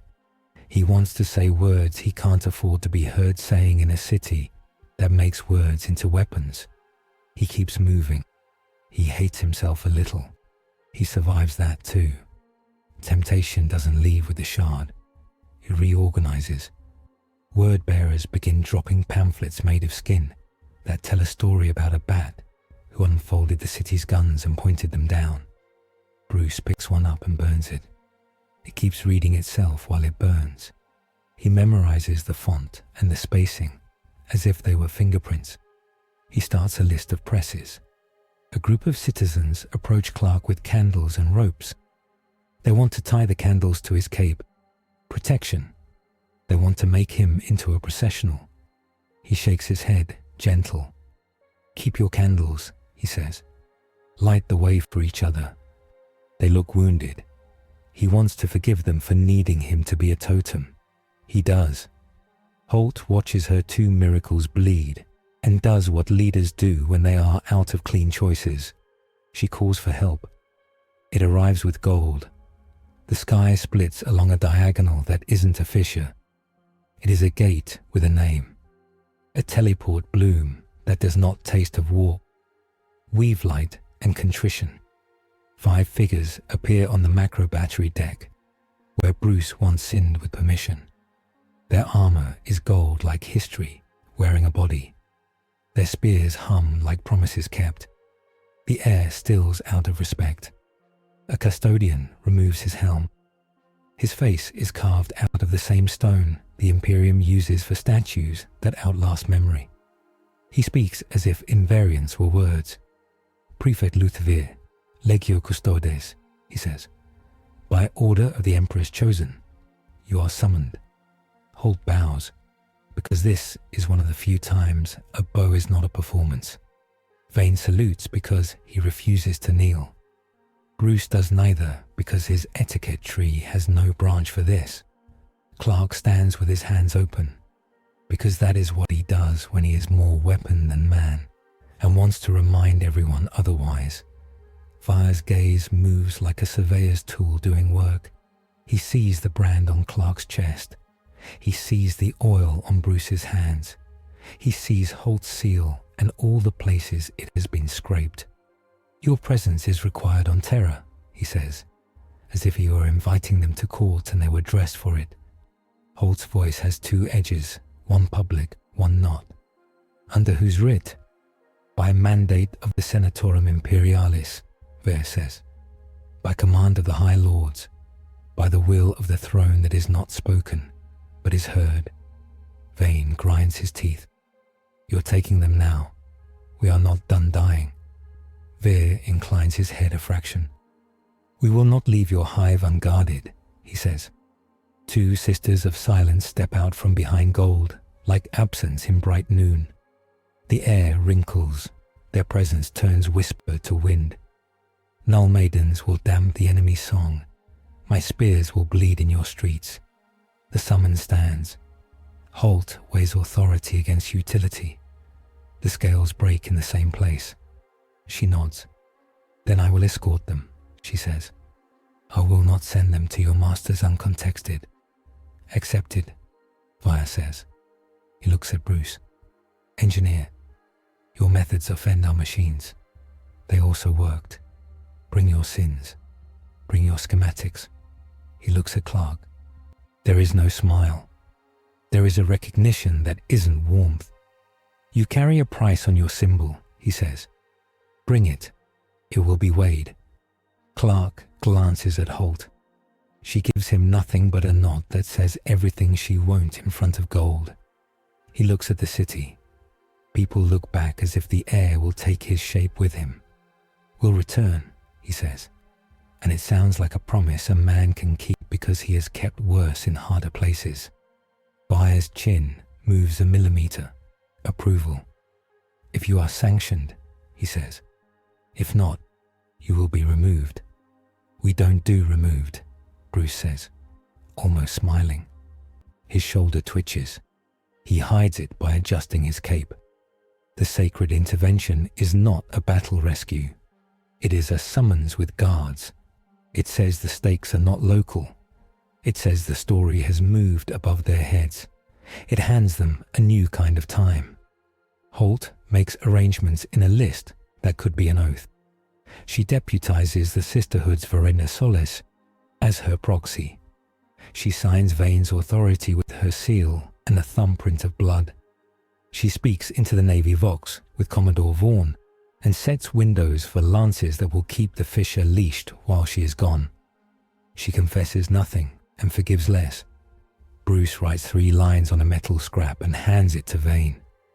If they sing this pattern, flood here, he says. You will lose a block. You will keep a sector. Vane looks at the lines and nods like a man asked to hold a knife by the blade. Bring them back, he says. Or bring me away to tell my men they didn't die for a footnote. Clark walks the street one more time and touches no one because touch is a vow. People nod at him anyway. A child salutes. He returns it because he knows the grammar. He lifts into the air and stops when the brand pulls him back down a meter. He chooses not to fight it. He will need that fight later. They assemble at the teleport locus with a chapel's worth of witnesses and none allowed inside. Vire raises a hand. His spear hums. The gate opens like a pupil finding light. The mirror appears before they can leave. It isn't a man. It is a story in flesh, written by Val as a dare to a god. It wears a cape. It bears an S that isn't one, a rune of denial. Its eyes glow with a color that hurts. It is not a clone. It is a warpscape wearing good intentions like a stolen coat. Holt's hand snaps to her pistol. Vire's spear rises a finger's width, then holds. The mirror looks at Clark and smiles with a mouth that learned to be kind by reading about kindness. In a book written by a liar. I can be what they need, it says. I can be you without the hesitation. It leans forward like a man about to share a secret. I can be enough. Bruce's analysis ladder climbs without permission. He tags the gate, the voice timbre, the too smooth replication of gesture. It is an offer, not an attack. It is bait. Clark steps forward. The brand on his chest aches as if the mirror were a magnet. He stops where Holt's hand on his forearm says, "Stop." His voice is quiet and thorough. "That's not me," he says. "That's a justification wearing a smile." The mirror laughs. It is sweet. It is a knife in cake. "The hive will die while you deliberate," it says. "I can stop it. I will cut. I will not look back. They will sing to me because I will be true." Vire tilts his head. "This is not sanctioned," he says to no one present, "to a throne in a city. This is a test." Holt answers without moving her lips. "Everything is a test. This one is loud." The mirror asks Clark to yield. It asks nicely. It suggests a covenant. Step aside and it will take your burdens and your face and your failures. It will carry the world you couldn't. It will become the sermon Val wants, sung by a better choir. Refusal tastes like pennies and dust. Clark knows it could save lives today. He knows it would cost the city its soul tomorrow. He says, "No," and the word lands without echo because the sisters have made an absence around it. The mirror flickers. It becomes less beautiful. It shows teeth in a way that reveals hunger, not helpfulness. It reaches for Holt first because authority is an easy ladder. Vare moves one step and puts his spear between mirror and Inquisitor. The spear hums a rule. The mirror recoils and learns. It goes for Bruce next with a sentence designed to make sense to him. "We can make this efficient," it says. "We can pull levers that hurt fewer in some. We can bleed out rumor like poison. We can break one neck and save 1,000. Bruce hears Gotham behind that voice. He hears rooftops and corridors, and the hiss of knives he once took and once refused. He thinks of the knife that wanted him in a baptismal font. He thinks of the pamphlet that burned and read itself anyway. He answers as if speaking to himself on a bad night. "We don't compound crimes to amortize them," he says. "We take them now and leave the future clean." The mirror smiles again, small. "Cowardice in a cape," it says. "Fear of being effective. Fear of becoming you," Bruce replies. And there is no heat in it, only accuracy. The mirror finally turns on Clark with its real face. "They will die," it says, and shows him a street where men with vein sigil bleed into the cracks. "You could stop this. You choose not to because you love being loved. That stings. Clark lets it. He answers from the place under the sting. I choose not to, because I won't trade a city for a throne. The mirror moves, and this time it isn't debate. It's strike. It aims to put Clark's back against the teleport locus and send him through alone, unready, unsanctioned, separated. Vire's spear kisses the mirror's forearm and writes a golden line that doesn't burn so much as insist. The mirror's skin peels back to show script, not muscle. Holt fires once. The bolt takes a tooth. The tooth becomes a glyph mid-air and evaporates. Annoying, she says. Bruce throws a charge. The mirror swallows it and makes it into confetti shaped like bats. He grimaces. Stop feeding it stories, he says to himself, and claps his gauntlets, producing nothing but a sound that breaks a rhythm. The mirror stumbles one step. Veer advances exactly the length of a prayer. Remove yourself, he says to the mirror, as if addressing a trespassing idea. You are not valid. The mirror laughs at Gold. It tries to step into the teleport bloom to follow Clark wherever he's going. The sisters step forward in a line. For a heartbeat, the world is quiet enough to hear their knives leave sheaths. Their silence is an argument stronger than any sermon. The mirror's edges blur. It reaches again. Last chance, last hook. It offers Clark a vision that looks like mercy. A world saved, a city whole, no fires, no floodgates, no children drowned in somebody else's calculation. He knows the price inside the picture. He says, no, again. The mirror hisses. It leaves a promise on the floor like a puddle. I will be waiting, it says, in the place that values results. It dissolves into script and drains through a crack of gold. Sacred intervention did not slay a dragon. It held the door against a thought. It told the room what the stakes were, not only bodies, but meanings, not only lives, but the sentences that explain them. Veer makes a gesture that is both invitation and demand. Now, he says. The audience waits. Holt looks at Vane one more time. They say everything a soldier can say to another without corrupting what makes them stand. Guard the lamps, she tells him. Guard the people, he replies. Guard the story, Bruce adds. Guard your strength, Clark says to himself. Then to Vane, because pretending it was a private thought is a luxury. They step into light that doesn't feel like the warp and doesn't feel like safety. It feels like a law being obeyed. The transit is not long, but it is not kind. Bruce's stomach tries to catalogue the sensation. It fails and files it under ignore. His shoulder howls in a frequency the teleport does not care to carry. Holt breathes once and sets her jaw and makes a chapel out of her posture. Clark stands as if gravity were conversational and loses a little more light through the brand with every heartbeat. They arrive not on Terra, but aboard a vessel that smells like oaths and polishes them. A gold and crimson hall extends to a chapel of decisions. Custodians line it like a grammar you must speak correctly to walk. Nulls stand at the corners, making silence that puts thoughts into rows. Medici step forward, white and gold, and arrayed like arguments about mercy that got hired. One reaches for Bruce's shoulder. He flinches out of habit. Holt says, let them. He lets them.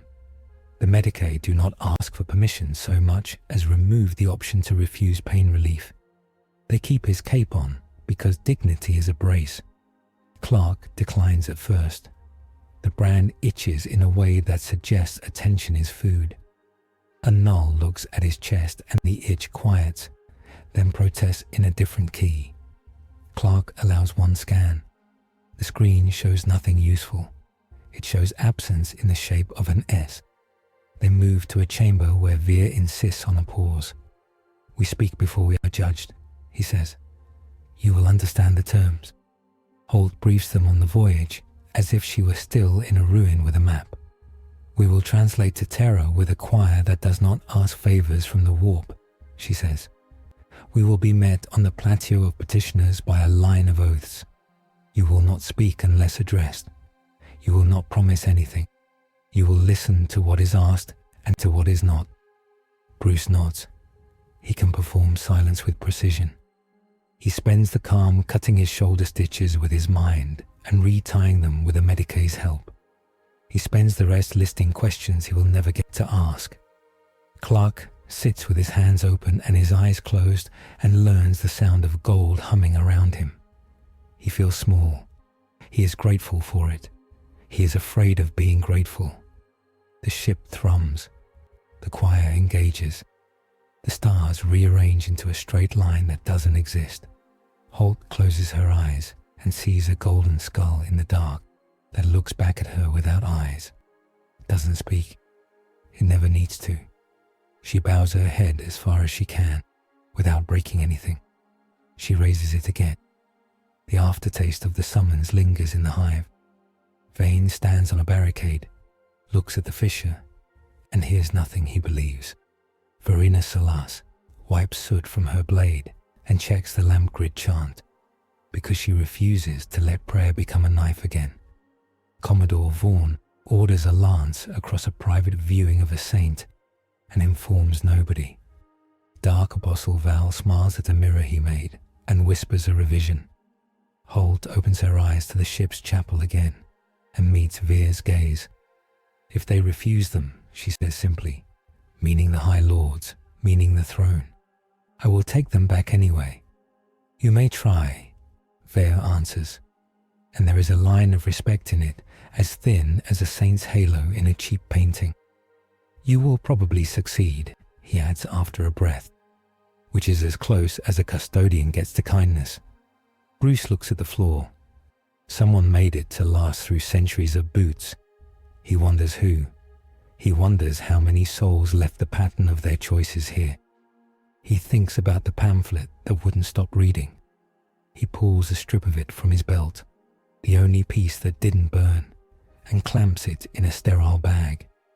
He will show it to a gold-clad archivist and ask 2 questions. He expects no answer. He'll get one anyway, in the way an eyebrow moves. Clark stands and tries a stretch that doesn't hurt and fails. The brand flares and dims. He feels the promise of rest like a bite he isn't allowed. He looks at Holt. She looks at him back, eyes saying, "You chose correctly, and you will pay for it." He nods. That is the job. The ship bows to no one and approaches a world that makes even custodes straighten their backs another degree. The summons is the path. The judgment is the cost. The city behind them keeps breathing because men and women in dust decided to keep it breathing. The mirror turns away from the teleport locus and walks into a crowd that wanted a better god. It smiles and tells them a story about a tomorrow that costs less today. Some believe. They always will. Vane hears it at a distance and orders a song to drown it. Verena sings until her throat bleeds. The lamps hold. The fissure pulses in time with a heart that is too big for any chest. It remembers a shard that cracked and a man who refused it. It learns. It waits. They cross space inside law and prepare to speak to the thing that writes law with its being. They are tired and tender and carrying pieces of a city in their clothes. They are not ready. They go anyway. The ship is a cathedral that learned to move. Gold ribs over crimson muscle. Choirs hum without melody and guide it along a line that feels straight, because the people inside it need the lie. Medicae stitch Bruce's shoulder with silk and scripture. They wrap his ribs in fabric that remembers how to tighten at the right moments. They keep his cape on, because he works better with it. Clark sits near a window that shows no stars and borrows light from a lumen globe with apology. A sister of silence stands 3 paces away and makes the brand on his chest go quiet enough to think. His cells drink. The drink tastes wrong. He swallows anyway. Every sip is a choice. Holt kneels in the ship's chapel, because she believes in rituals that keep people from pretending they are gods. She prays without asking for favors. She names the dead she owes and the living she's responsible for, and lets the list be ugly. Vire stands near the doorway, like a statue appointed to watch statues.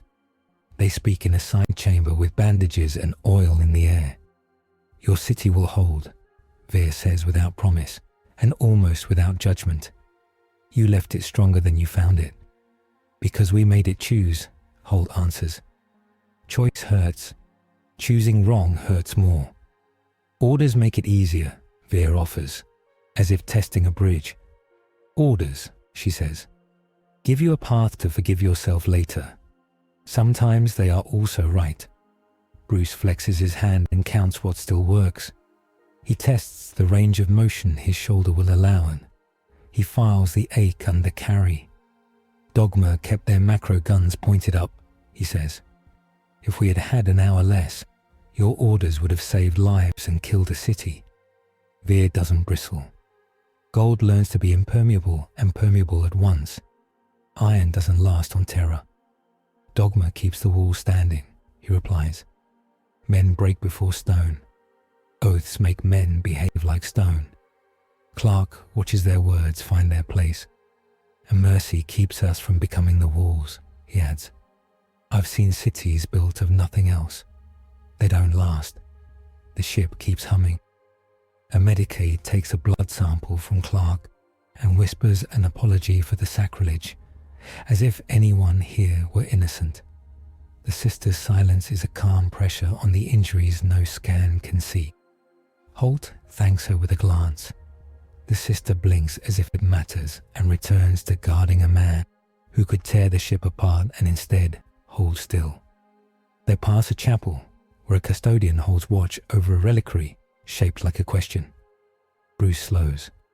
What was it? He asks. A failure, Vir says. And a lesson. And you keep it. We keep everything. The choir falters.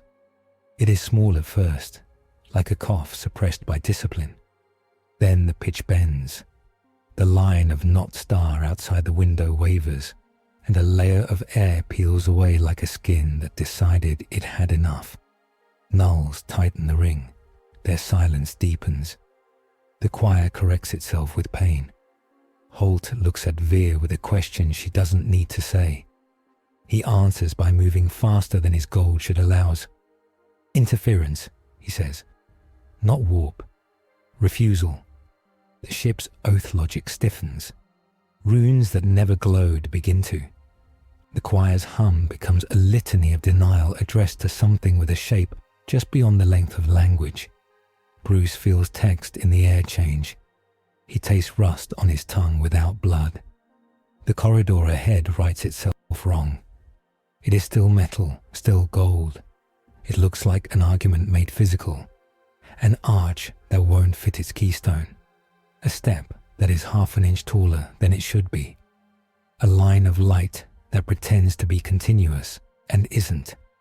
A figure steps out from the seam and wears the answer to a question Bruce asks himself when he pretends he doesn't. It is a man in armor made of equations and guilt. No sigil, no seal. The plates are dark, not black. The cloak is a shadow that catches on its own weight. His cowl is angular without being a mask. Between the armor joins, script curls like smoke and reads itself only if you want it to. His eyes are calm. Detective, the figure says, and the honorific is a kindness and an indictment. Engineer, surgeon of nights. You invest the city at interest and take your profit in breath. Holt's hand goes to her pistol and then drops because she suspects bullets would become punctuation here. Var lowers his spear point by 2 degrees and becomes a warning carved into human shape. The nulls draw closer to Clark, who doesn't push them away because the brand on his chest relaxes a fraction. Who are you? Bruce asks. He knows what the answer will be. He wants to hear it out loud to make it smaller. Optimization, the figure says. An edited you. The work without the noise. Night without the dream. Call me Ledger. It steps into the ship's oath light and doesn't cast a shadow because it doesn't believe in such inefficient metaphors. The city suffers when you indulge your ritual, Ledger says. You insist on scars that teach. I offer incisions that heal without learning. You count grief as currency. I liquidate it. You kill the slow choice and call it wisdom, Holt says, eyes flat as measured steel. You make people into arithmetic. I make arithmetic into mercy, Ledger answers, polite. A ratio of suffering less than today's. Clark feels the pull because Ledger Vendor locks his greatest weakness, the need to fix what a human hand cannot hold. And what does your math do to a child who's inconvenient to the quotient? He asks, softly. Excludes outliers, Ledger says without cruelty. Outliers are noise. Noise kills. Bruce steps forward and meets himself as if at a mirror you only find when you're tired. Your first assumption is false, he says. My ritual is not indulgence. It is local empathy encoded as method. It makes room for variables you can't see because you prefer not to. Empathy is a hard cap, Ledger replies. It limits response speed. It introduces latency. Latency saves cities from becoming efficient failures, Bruce says. You know that, or you would, if you'd ever fought a war that wasn't an equation. Ledger tilts his head in a movement Bruce has made 1,000 times when an answer is not useful and needs replacing. You prefer 1,000 dead with proper funerals to 100 unmarked graves and an end to the disease, he says gently. Speak the truth and we'll be kin. Holt gestures with 2 fingers to Ver. Can this be killed? She asks. The Goldman is honest. If it is thought, no, he says. If it is body, yes. He steps to place, cutting angles with the spear's humming edge. The nulls make a box around Clark, the shape of a vow. Ledger smiles at Veer. You are law-given weapon, he says. Your shape is a sentence. You are boring. Thank you, Veer replies. Ledger demonstrates proposal. It projects the hive into the air without consent. 1,000 choices blink like lamps. Here, a floodgate closes earlier. Fewer dead today. The seeds of rage planted in a parish that will be ripe for rebellion. There, the macro battery fires into an ailed corridor. The word-bearer's choir dies, and with it, 100 children in the wrong place. A line graph smooths. The city is quieter. It becomes obedient. You are afraid of loving me because I look like surrender to despair, Ledger tells Bruce. But I am simply who you are without pain. Pain is the bill we pay for being awake, Bruce says. He squares his shoulders against a complaint. The Medici stitches argue with the stance. He ignores them. And I'm not afraid of loving you. I'm afraid of liking you. Ledger laughs as if flattered. Then take the lesson. Stop pretending stubbornness is virtue. Take the minimum violence path. Break the kneecaps that begin the avalanche instead of catching the boulders at the bottom because you enjoy the view. It looks past him to Holt. Sanction him.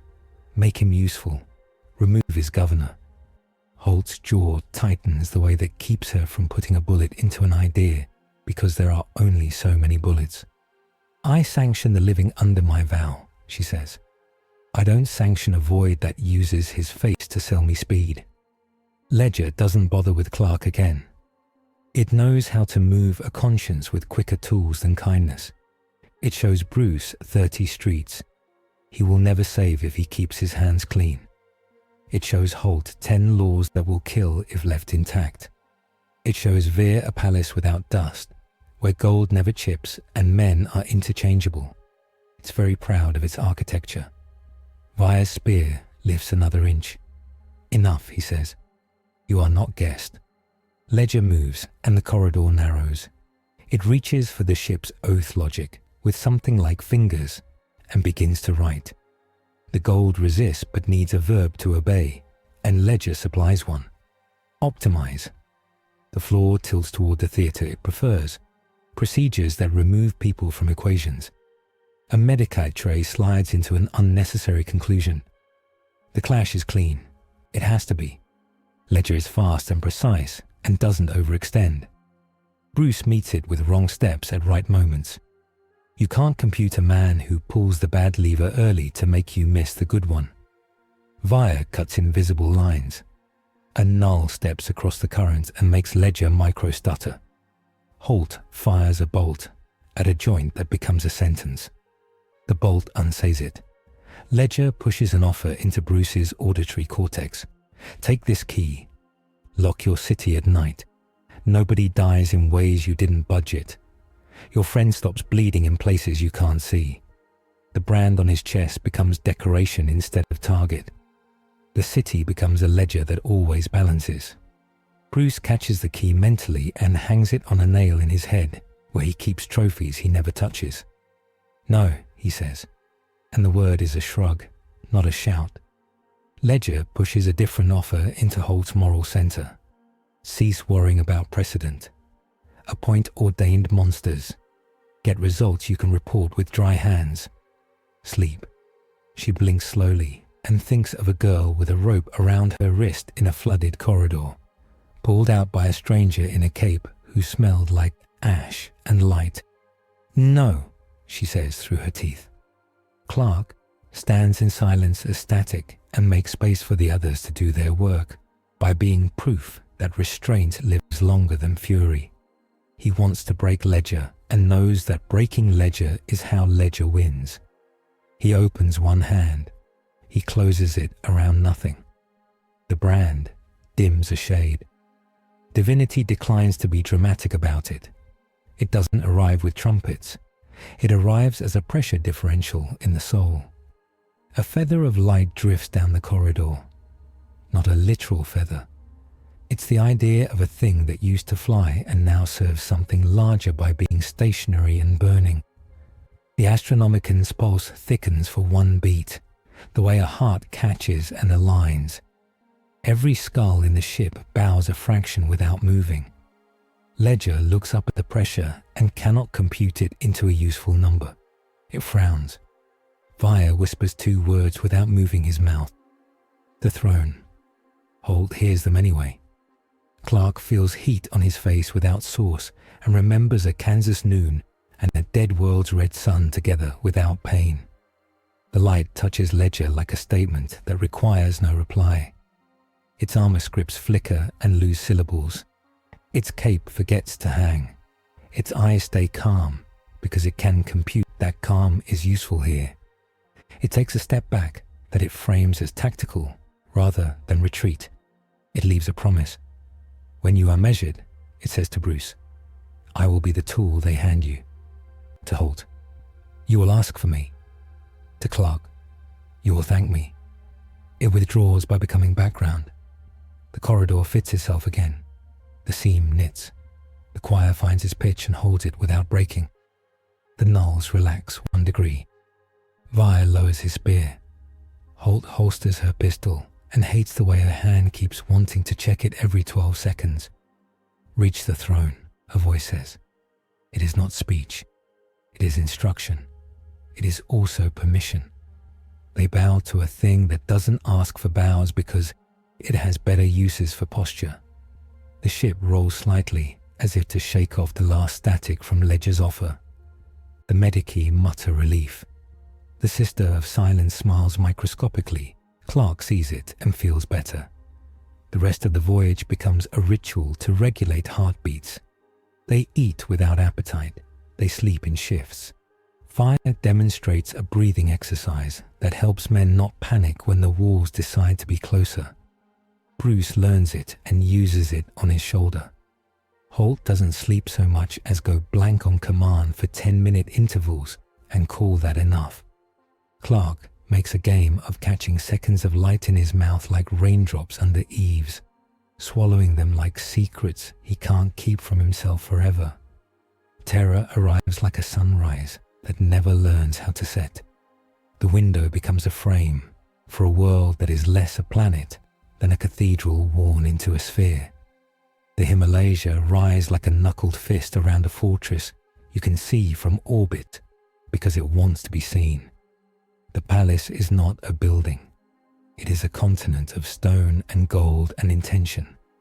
The void around it feels like silence between notes that have been playing since before anyone had ears. The ship's spine straightens a fraction. Even machines observe poise. The choir hums lower. The nulls arrange themselves as if standing in a photograph. Vaya looks at the planet the way a soldier looks at a general who doesn't move and doesn't need to. Holt's breath slows. Bruce puts his hand on the back of the chair in front of him and thinks about the weight of old things. Clark stares and imagines Kansas lit by morning, only drawn with a hand that decided the sky should be ornament. Docking isn't docking. It is a receiving of guests by an organism that eats devotion and exhales duty.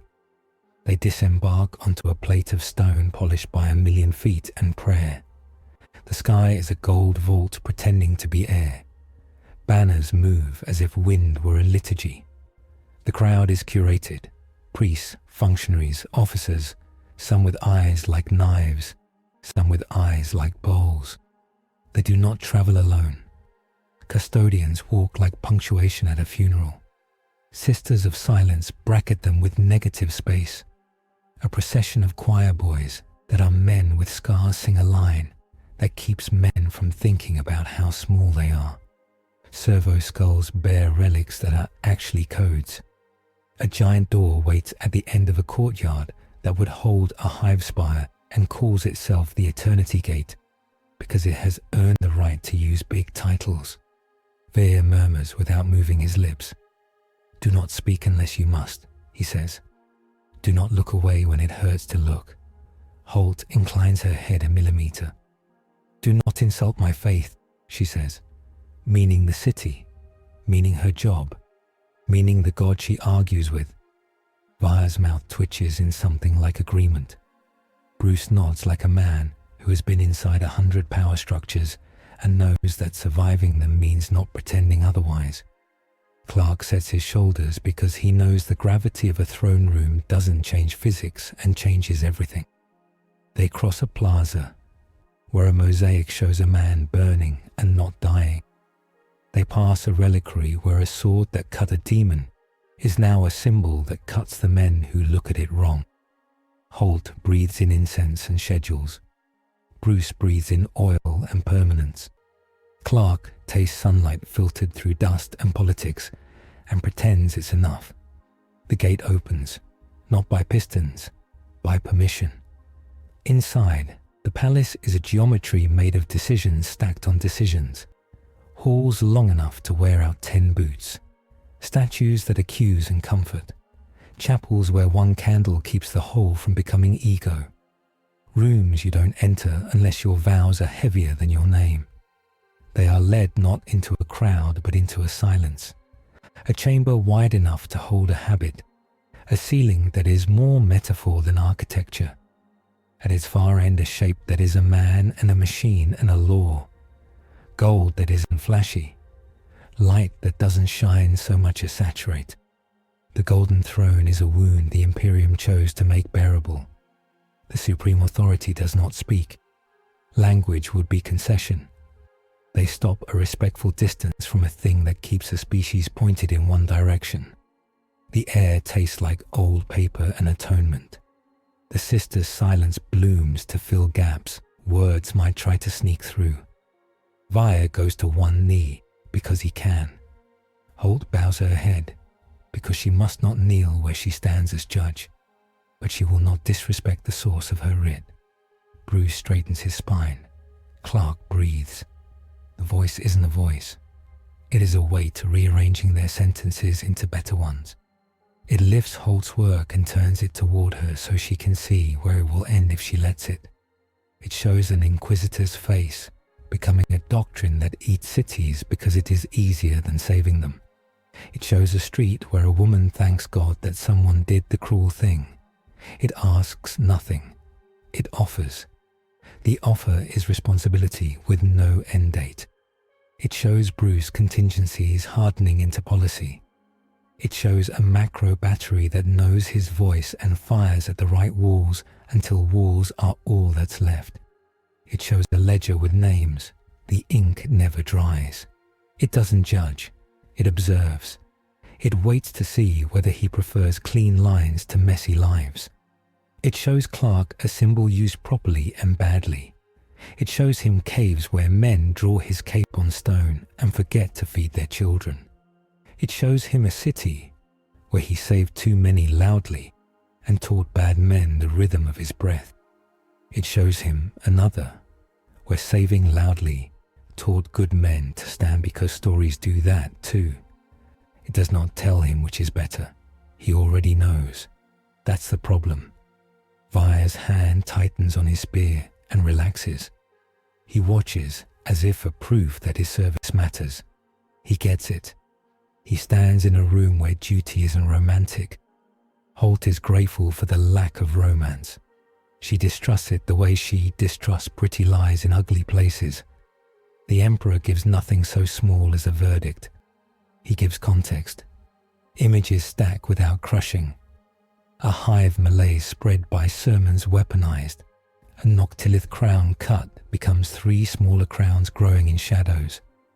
A boy in Tertium will tell his grandson about the day a man who could fly opened a ration gate. Tons of stone become lighter because meaning carries weight better than granite. The conversation is exchanged without words. It lasts seconds and an hour both. Holt hears her name with its flaws. She hears a whisper of every judicial murder she avoided and every one she ordered. She hears not forgiveness, but will to keep carrying. She takes it. She adds it to her load and doesn't stagger. I don't want to be right, she thinks very quietly into that light. I want to be useful. Bruce hears a catalogue of batteries and switches and prayers he can learn to respect. He hears warning and assignment. Tools are oaths too. Treat them like men. He pictures the pamphlet that read itself and the font that betrayed its author. He thinks of ledger and the key on a nail. He leaves it there and turns away. Clark hears somebody speak his name the way his mother did when he broke a plate and lied about it. He hears somebody else call him weapon without hate. He hears wheat and krypton and a city that makes him into a sermon he never asked to be. He refuses the parts that make him loud and takes the parts that give him stamina. When the weight lifts, they breathe. That is the only motion the palace allows. No public decree follows. A custodian steps from the shadow with an urn of water and offers it to Holt. She drinks. A sister holds out a strip of white cloth to Bruce. He binds his shoulder with it, and the pain organizes itself into something he can handle. Clark steps into a beam that might be sunlight and feels his cells hum at a pitch they had forgotten existed. The brand on his chest warms. It hurts less. It will not leave. Vire speaks the only word spoken since they entered. You have been seen, he says. You will be addressed. A cardinal with a face like a map of regret appears at a side dais and reads a writ in a tone that turns it from script into law. Audience received, he says. Mandate pending. Interim strictures apply. Power scaling. Interlude. 2. Clark cannot draw freely from Terra's sun. In the palace's shadow, only sanctified light sources nourish him with partial efficiency. Null proximity reduces his ceiling by half. Noctilith contact can brand and bleed his emblem, turning his hope into a target until re-sanctified under authorized rites. Bruce's devices will not interface with sacred systems unless a priest blesses the bridge. Machine spirits are jurisprudence here. An unsanctioned control invites rebellion in metal.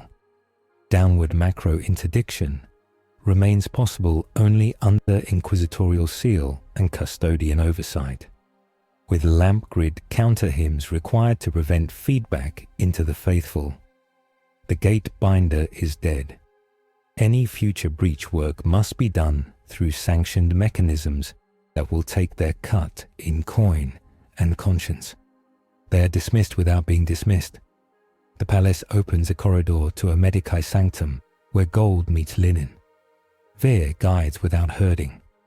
Holt leans against cool stone and lets herself shake once, silently. She stops before anyone can see. They are taken to a chapel where someone has written, "Mandate will follow. Hold." On the air, and the air agreed. A priestess with honest eyes cleans Bruce's wounds with oil that smells like old trees and promises that don't overreach. He thanks her with a nod like a salute. Holt sits on a bench and takes her boots off for the first time in days, because you don't go barefoot before a god unless you're ready to be seen. She rubs her heel. She puts the boots back on. She looks at Clark and sees a man who would apologize to her son for needing it. "You did well," she says, which is as extravagant as she gets. Clark smiles with a tired part of his face. "We didn't die," he says. "The city hasn't yet." "Some of it did," she answers.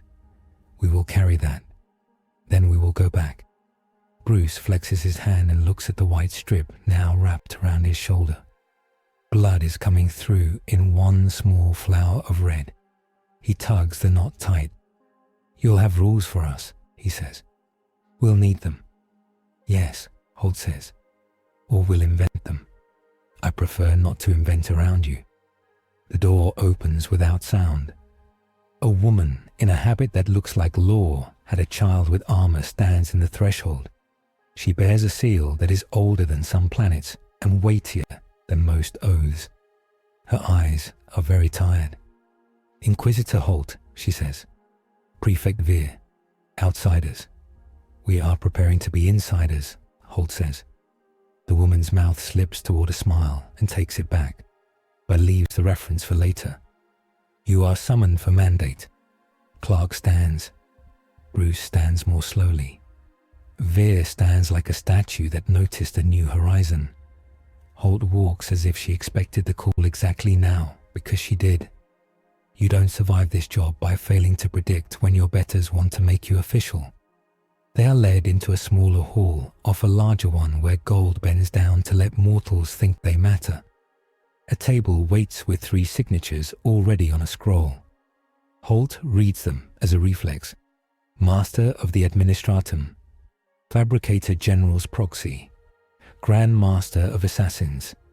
The 4th line is empty and could be theirs, if they choose to be owned. Interim, the habit-armored woman says. Authority to act within Hive Tertium and Atoma Prime on condition. Return and report. Do not cause schism and call it salvation. Do not provoke exterminatus by pride. Fair, Holt says without irony. Bruce takes the quill that is actually a pen, that's actually a data needle, and signs nowhere, because none of the lines are his to sign. He touches the edge of the parchment and says, "I acknowledge." Clark places his palm on the seal and feels heat that is not physics. He does not say, "I swear." He says, "I understand." The habit-armored woman nods. "You're expected back in your war," she says. The throne doesn't hand out angels and then keep them. Fire escorts them back to the teleport dais. Along the way, he shows them a window without glass overlooking a courtyard where young men practice drills of obedience turned into grace. He says nothing about beauty. He says, "We are alive because we follow and choose in the right order." Sometimes choosing is following, Holt says. Sometimes it's the only way to keep the order from becoming a case of the disease. Veer hears the heresy and lets it pass as vaccination. They stand again on the pattern that moves men like chess pieces across stars. Ledger does not appear. The mirror that tried to sell Clark an efficient cruelty doesn't either. The sisters' silence makes a ring you could wear as truth. "Reach the throne," the voice had said. They did. Now the echo turns around and becomes an imperative with the same weight. "Reach the hive." They translate without drama. The ship inhales the palace and exhales Hive Tertium. The screaming grey sky returns like water in the lungs.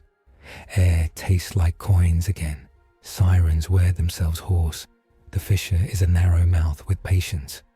The word bearers sing. Vain answers. They arrive into motion because that is the only way to arrive into a war. Gold steps onto rust. Silence meets screaming. Holt touches her seal and feels the mandate settle like a cloak. Bruce breathes the old air and doesn't flinch at the smell. Clark turns his face to the clouds and drinks a mouthful of bad light that tastes like home because choice makes places holy. They reach for their vox beads at the same time. Vane's voice comes in hot and raw. "If you had stayed 1 hour longer," he says, "I'd have named a street after you and then killed every priest I could find." Holt's answering breath is almost a laugh. "We brought one priest back," she says. "Only she wears gold and makes nulls uncomfortable. Hold the lamps. We're on the way." The macro battery's priest is dead. His assistants have learned. They run the rites without poetry and with precision. Bruce touches the rail as if paying respects to a machine and a man at once. Clark nods to the lamps as if to neighbors in a morning market. Vier points his spear at a skittering demon and reduces it to regret. They are back in the fight with a weight in their bones that is not exhaustion. It is mandate. It is the knowledge that the choice they make next is watched by something that doesn't need to watch to know. It makes it easier. It makes it harder. It is how grown people keep going when the job requires saints, and they are not. The fissure pulses. Val revises his sermon. Ledger waits in a place where laws become instructions. The city holds its breath. 3 paths will open soon, whether anyone wants them or not. But for an hour, they spend their strength like currency and buy 1 more day in a place that prints meaning in blood. They move. They do not look back. The city wakes them by bleeding at the edges. Vane's vox is a rasp. Shrine lamps holding. Regulators under knife. War altar descending. Pick one. Holt doesn't. She picks all 3 and calls it a plan. We interdict the altar. We hold the lamps. We triage the regulators to the degree that keeps the first 2 alive. Vane, you're my spine. Vaughn, you're my sky. Verena, you're my silence. Bruce draws a scheme that uses prejudice against itself. Shrines reflect sanctity, crowns invert it, macro batteries make it loud. We route the counter hymn through the lamp grid, bounce it off the macro bell, and paint the war altar with denial, he says. He points to 3 nodes. These have to live. Everything else can burn, and we survive. Clark stands with his hand over the brand. It aches like weather. He smiles at the ache, as if it were a familiar ghost. I'll take the altar, he says. I'll need a path, and I'll need you to keep people from writing songs about me while I do it. Holt's look is sharp enough to cut a vow. You will not fly through the altar's choir, she says. You will jump with timing and you will let silence choose your landing. She palms a small ampoule of oil from her belt and presses it into his hand. If your emblem starts speaking to their god, drown it. Vane spreads his men like a net that refuses to fish. Regulators are mine, he says. I'll bleed on the gears so they know what side they belong to. He glances at Bruce. Your battery. With a priest, Bruce says, and the priest they have left gives him a look that contains exhaustion and trust, and none of the temptation to call him names. They move. The war altar enters low orbit like a hymn chiseling a cliff. It is a cathedral with cannons, a reliquary full of mouths. Its keel is a book written on bone. Its choir feeds on turbulence. Commodore Vaughn watches its trajectory flatten into intent and orders lances held at fever pitch. Wait for the mark, she says. The mark will not be pretty. On the ground, the Noctilith residue makes every syllable taste like iron filings. The lamps throb with honest light folded against itself. Verena Solace walks the line of lamp pylons and touches each with a flame. Her voice is gone, her silence is not. Holt broadcasts a single sentence on every channel. Faith is a wall that does not fall on us, she says. Everything else is enemy propaganda. The first push hits the regulators like a knife under the ribs. Word-bearer engines plunge into the ducts and sing to turbines. Vane meets them with grenades and ugly prayers. Keep the pressure, he tells the machines. Die later. He grins like a man teaching his children cursing as a survival skill. Bruce climbs the macro battery's spine with his bad shoulder taped tight and his pockets full of sins written as tools. The priest keeps pace, muttering a litany that asks the machine god not for favor, but for patience with new friends. They light the deck candles, turn the keys, and aim down into the city to take aim up into the sky. Clark tests the air like a swimmer touching water with his toes.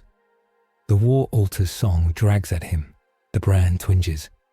He nods to Verena and gets a nod in return that says, I know what you are. Be that and nothing else. He kneels at the base of a lamp, smears oil across the S in a cross that is a star, that is a bird. It burns cold and clean. The brand quiets. Val's sermon changes meter. His voice comes through walls with the smoothness of guilt-free decisions. Lay down your oaths, he says. I will give them back improved. He smiles at the empty camera. His acolyte points toward the macro battery. Engineer, he murmurs in a sub-channel. You don't need her blessing. You need results. Bruce doesn't answer aloud. He looks at the priest. Together, he says. Or not at all. The priest nods and adds a line to his litany that blesses stubbornness. They set the counter hymn. It is an ugly thing made of stolen scripture, lamp grammar, and civic rhythm. Market bells, tram brakes, funeral drums. Holt approves because it is true and not pretty. On my mark, she says. 3, 2. The war altar opens its bay doors and lowers a coffin the size of a tower. It is full of bones arranged into a choir that cannot stop singing, even if they remember wanting to. Vaughn's targeting runes scream for release. Hold, she breathes, to herself and to gun captains whose fingers are faith. 1, Holt says. The lamps flare without heat. The macro bell speaks without sound. The city's rhythms surge up the sky and paint the altar in negative space. Vaughn drops a lance with a surgeon's contempt for mess. It slices the coffin's cables. The choir falls like rain and splashes to ash before it hits the hive. Clark goes. He doesn't fly through thick song. He climbs it like stairs that hate him and loves them anyway. He uses the altar's pausing beats as footholds and the null silence pockets Verena is making as air.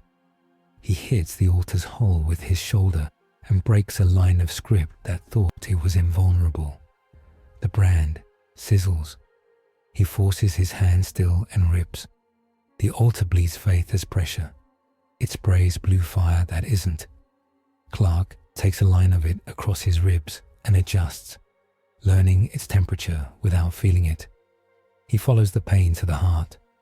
The heart is a Noctilith spike tuned to hope's frequency. It vibrates when he breathes. Below, the city pays. Word-bearers push into a shrine stair and turn the wall into a weapon. Vane's men break their ankles again on gravity tricks and keep shooting. Verena burns a sigil out of the air with a line of promethium she doesn't have fuel for. Holt gives ground around a school that is not a school anymore and hates that she doesn't have enough sisters to be everywhere. She names the places she will lament later and writes them down on her heart so she won't forget. Bruce watches force lines like weather and moves downward arcs to collapse corridors at the moment before they become sanctuaries for the wrong kind of prayer. He makes blasphemy a scalpel. The priest keeps count of names under his breath so the math doesn't erase people. Val steps onto a balcony made of wrong angles and smiles into the storm. Surrender your symbols to me, he says. not shouting, letting the war carry his voice into lungs and nerves. I can make them honest. Holt shoots him and hits the rune he was standing in. It explodes beautifully. He laughs because he survived and because she made him change diction. He hates having to do that. He loves it. Clark reaches the spike. His fingers remember the fence wire lesson. He does not try to break Noctilith. He detunes it. He hums under his breath in a key that belongs to a boy in Kansas who learned to be quiet when he wanted to shout. The spike shivers. The brand throbs. He holds the hum until spots dance in his vision, and then one spot steadies. It's the lamp, 500 meters down, burning because Verena refuses to stop. The altar's heart cracks, and the altar chooses what all machines choose when they are forced to learn, to fail wrong or to fail safely. It chooses to fail wrong. It vomits a cage of scripture around Clark to turn him into a relic. He pushes outward not with strength but with refusal. He expands the space of a man to include a city. He stops when it would cost the railway and the regulator and the school she will mourn. He lets the cage scrape his shoulders bloody and hates that he can bleed and loves that he can bleed and decides that is the best part of him right now. Vaughn's second lance cuts the altar's anchor spar and the macro bell's rebound pushes the cut into the seam Clark just made by humming. The altar lurches sideways. Its choir falters. Its sermon mispronounces a name, his name, and Holt hears it and knows they've turned a corner. Val loses a breath. Just one. Holt sees it and spends 3 sisters to buy that second, and it's worth it. She steps onto the balcony where he stood, still smoking, and speaks into the city. You do not get to be tired yet, she says. You do not get to forgive yourselves until tomorrow. Today, you get to win. Ledger appears on a vox panel in the Battery Chapel like a smudge on glass. You are losing opportunities for perfect saves, it tells Bruce, conversational. Your errors propagate into future wars. Bruce stares at his reflection in the screen instead. Future wars will meet people I refuse to make into numbers, he says. He cuts the panel's feed with the flat of his hand and feels better. The altar falls, not all at once, not clean. It lists like a ship, drags its hymn through its own throat, and begins to die like a cathedral that remembered it was stone. It will take an hour to finish, and that hour can still kill the city. Clark pries the last day free and drops into an air that tastes marginally less like knives. He lands at the regulator because it is time to be where the boring work happens. Vane is there and bleeds like a banner. They clasp hands like men who don't get to say thanks. Verena nods once, pours her last fuel into the lamp and keeps walking. Val understands the shape of loss and chooses escalation over retreat. He tears a page from his own sermon and eats it. The word-bearers chant with mouths bigger than their faces. A tear like the first one opens over the shrine district, a baby fisher learning to scream. Holt feels it in her teeth. Bruce, she says. On it, he answers. And he is. He runs on a line he plotted in a mind that never stops thinking 3 moves ahead. He vaults a broken rail, drops 2 floors, hits a cogitator stack like a confession booth and asks it to sin. It does. The macro bell turns toward the newborn wound and offers it a lullaby at weapon volume. The fisher shudders and thinks about being elsewhere. Val sees the lullaby coming and steps into it with pleasure. He is a man who knows how to surf a catastrophe. He takes the blow and makes it look like martyrdom. The crowd that remains gasps. Clark watches him perform and wants to punch theatre. Holt beats him to the rhetorical punch. You chose this, she announces on the Vox. Not for them, for your vanity. Your God is watching and is bored. Val snarls with his eyes.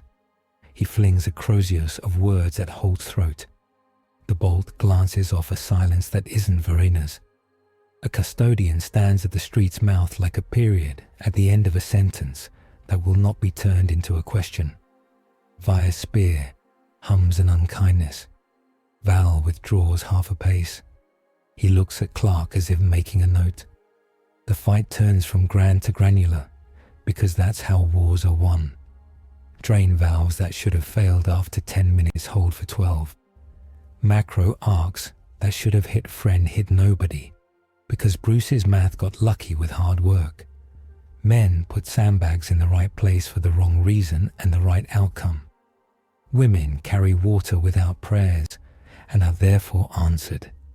The hour passes and the altar becomes debris. Some of it falls into the sea dry dock zone where loss is cheaper. Some of it goes back through the fissure like a bad idea returning to its author.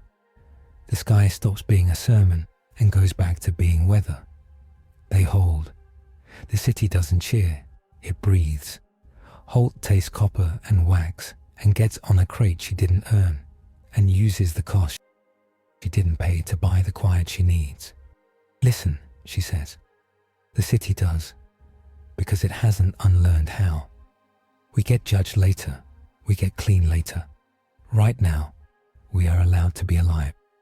It's almost a benediction. It isn't. It works. After the line holds, after the altar dies wrong enough to be right, after Vane sits and doesn't get back up for 2 minutes because someone else sits him down, the test arrives not as gold, but as a room with no ceiling. It isn't a vision so much as a corridor with 3 doors, and the feeling that you brought your own. Holt is there. Veer is far away and near. The palace's weight presses and relents at the same time. The city's eyes are on them without being present. The throne doesn't speak, it shows. The first door is a field of wheat under a sky that doesn't remember ash. Return, it says. Take the gate home when a new device is built under license. Forget enough that you can live. Leave a legend that kills as many as it saves. Your names fade here. Their story rearranges around that absence. The fisher remembers you as a flavor.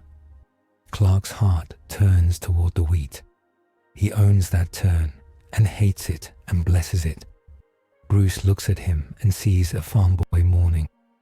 He puts a hand on Clark's shoulder, careful of ribs, careful of dignity. We can't, he says softly. Not this way. The second door is a skyline built of knives that call themselves options. Free agent, it says. Be your own writ. Be faster. Be clean.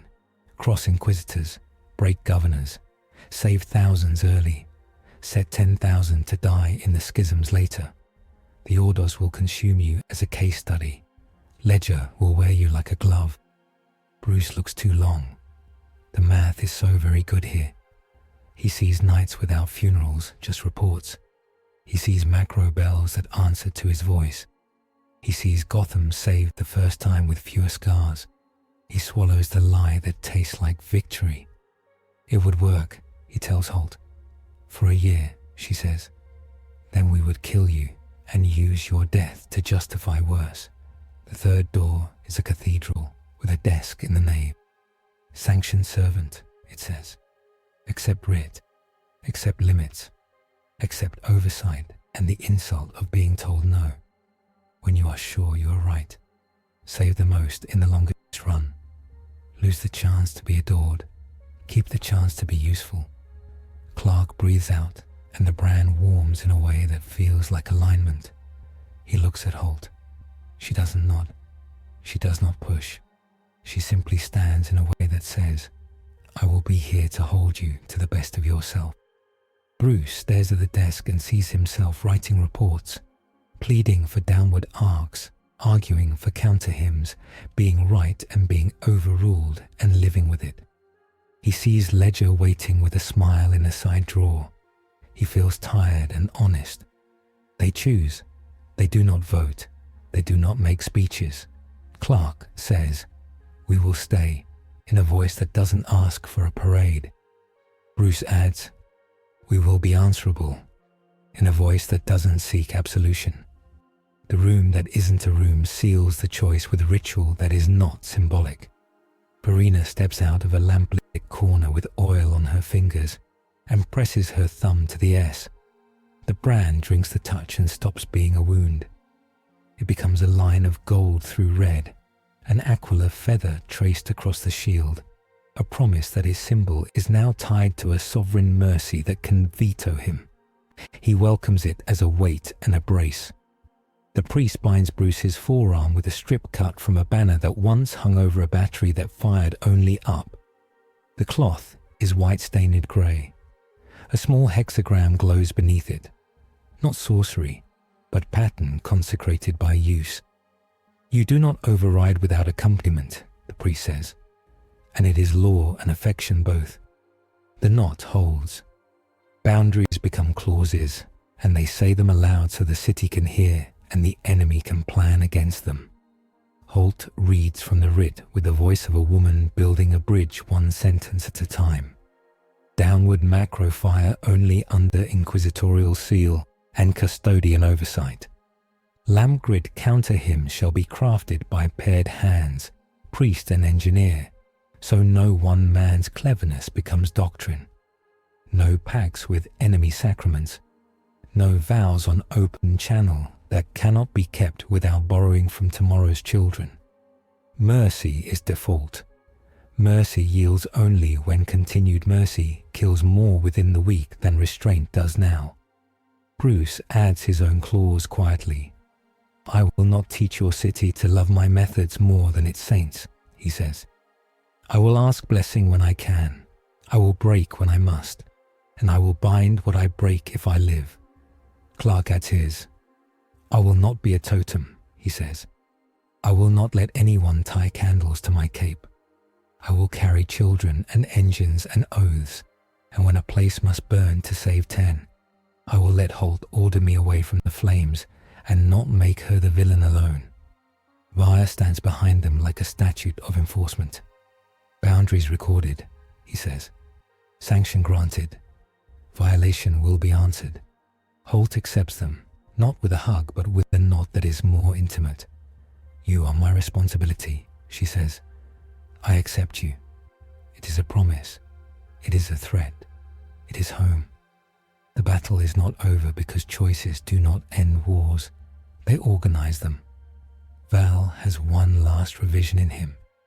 He gathers the survivors of his choir into a knot and shapes them into a spearhead that will punch through the shrine lamps and detonate in the nave where the counter hymn lives. Holt points. There, she says. All of us. They go like a trinity made of habit. Vane leads with carapace and curses. Verena clears a path with fire and the absence of song. Bruce throws smoke that is prayer-shaped and magnets that are arguments. Clark takes the spear in his ribs and angles it into a wall made of names where the explosion kills nobody because it takes the letters instead. Val stands in the smoke like a story refusing to end badly. Clark approaches with his hands open. Holt approaches with her pistol down. Bruce approaches with his shoulder screaming. Val eyes the gold line in the S and the white binding on the arm. He bares his teeth. Pets, he says to them, to the city, to his god. He lifts his Crozius for one last punctuation. A spear tip enters his sermon and deletes it. Vire doesn't announce himself. Gold doesn't need introductions. He lowers the blade. He looks at Val without interest. You were boring, he says. And all the rage in Val's life collapses around that unkind truth like a building that forgot it needed a lintel. Holt steps forward and pronounces, by writ, by war, by witness, she says, you are done. She doesn't burn him alive. She doesn't try to convert him. She orders a bolt round through his throat because he would keep speaking otherwise. It is clean. It is ugly. It is correct. The fissure pulses once, twice, and then settles into a scar that can be managed with work. The altar is wreckage in the sea. The lamps are black with smoke and bright with stubbornness. Vane sits and somehow stands again. Verena puts her flamer down and rests her hand on the lamppost like a friend's shoulder. Holt takes her seal off her neck and lays it on the floor for a second, then picks it up. Bruce breathes like a man who paid and got change. Clark looks up at a sky that will never be his and calls it theirs. They walk the hive, not as victors, as caretakers. Bruce fixes doors with wire and asks names he'll forget, and remembers the faces instead. Clark carries a generator into a clinic and refuses to let them name it after him. Holt writes the list of the dead and folds it in thirds and puts it in her pocket, and never takes it out again, because taking it out would imply it was ever finished. Commodore Vaughan stands on her bridge and watches the altar sink and orders a final lance like a prayer, whispered after the sermon. It kisses the wreckage and makes sure the ghosts have nothing to haunt. She allows herself one smile at no one. Ledger watches through 30 angles and files an appeal. "You are slower than necessary," it writes in Bruce's mind like a leak. Bruce moves the key on the nail to a higher hook and looks away. The mirror reforms in a hive 4 sectors over among people who want results. It offers its smile and gets an audience. Vane hears and dispatches a choir of old women who have outlived kinder lies. They stand in the market and tell their versions of survival, and some men choose that over the knife. Not all. Enough. Magos Arkan files a complaint about downward arcs and absolves himself in the same paragraph for having acquiesced. He sends Bruce a box of parts labelled penance. Bruce uses them and writes a thank you note that is almost nice. A cartographer in the administratum redraws 3 sectors and writes held instead of lost, and goes home and eats and dreams of nothing and counts that as victory. The last vespers of the day rise into a sky that has decided to be weather again. Verena lights the lamps one by one. She stops at the one Clark blessed and touches the gold line with a cloth. She doesn't wipe it. She polishes it. At dusk, a mother in a ration line that moves now presses a crumb into her daughter's palm. The girl has chalk. She finds a wall that used to carry a curse. She draws a shape she saw in the sky. An S with a feather of gold through it. Small Aquila lines in the negative space. A bat's wing hidden in the geometry, if you know where to look. She writes underneath in block letters, "We stayed." Holt stands behind her and doesn't correct the grammar.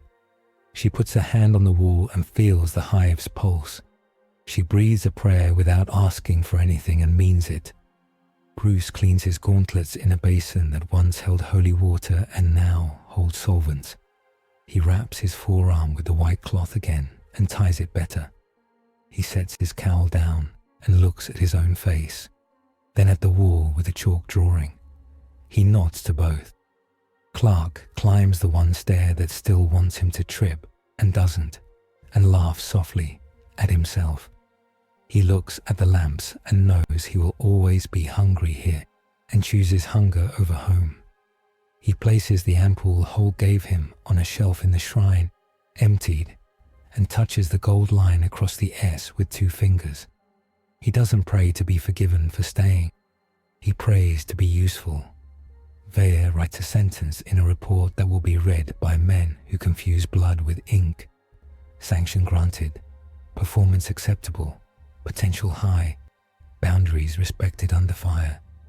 He adds, without thinking he added it. Faith intact. The final page turns without ending anything. The fissure is a scar. Scars pull taut when the weather changes. Holt tightens her jaw and plans for the rain. The city's last image before sleep is not a saint. It is a symbol made new by rule and pain. It is a promise. Across 5 sectors, chalk hands repeated. Badly at first, better with practice. In orbit, a lance tube cools. On Terra, a golden light pulses like a heartbeat that will not stop until everything else does.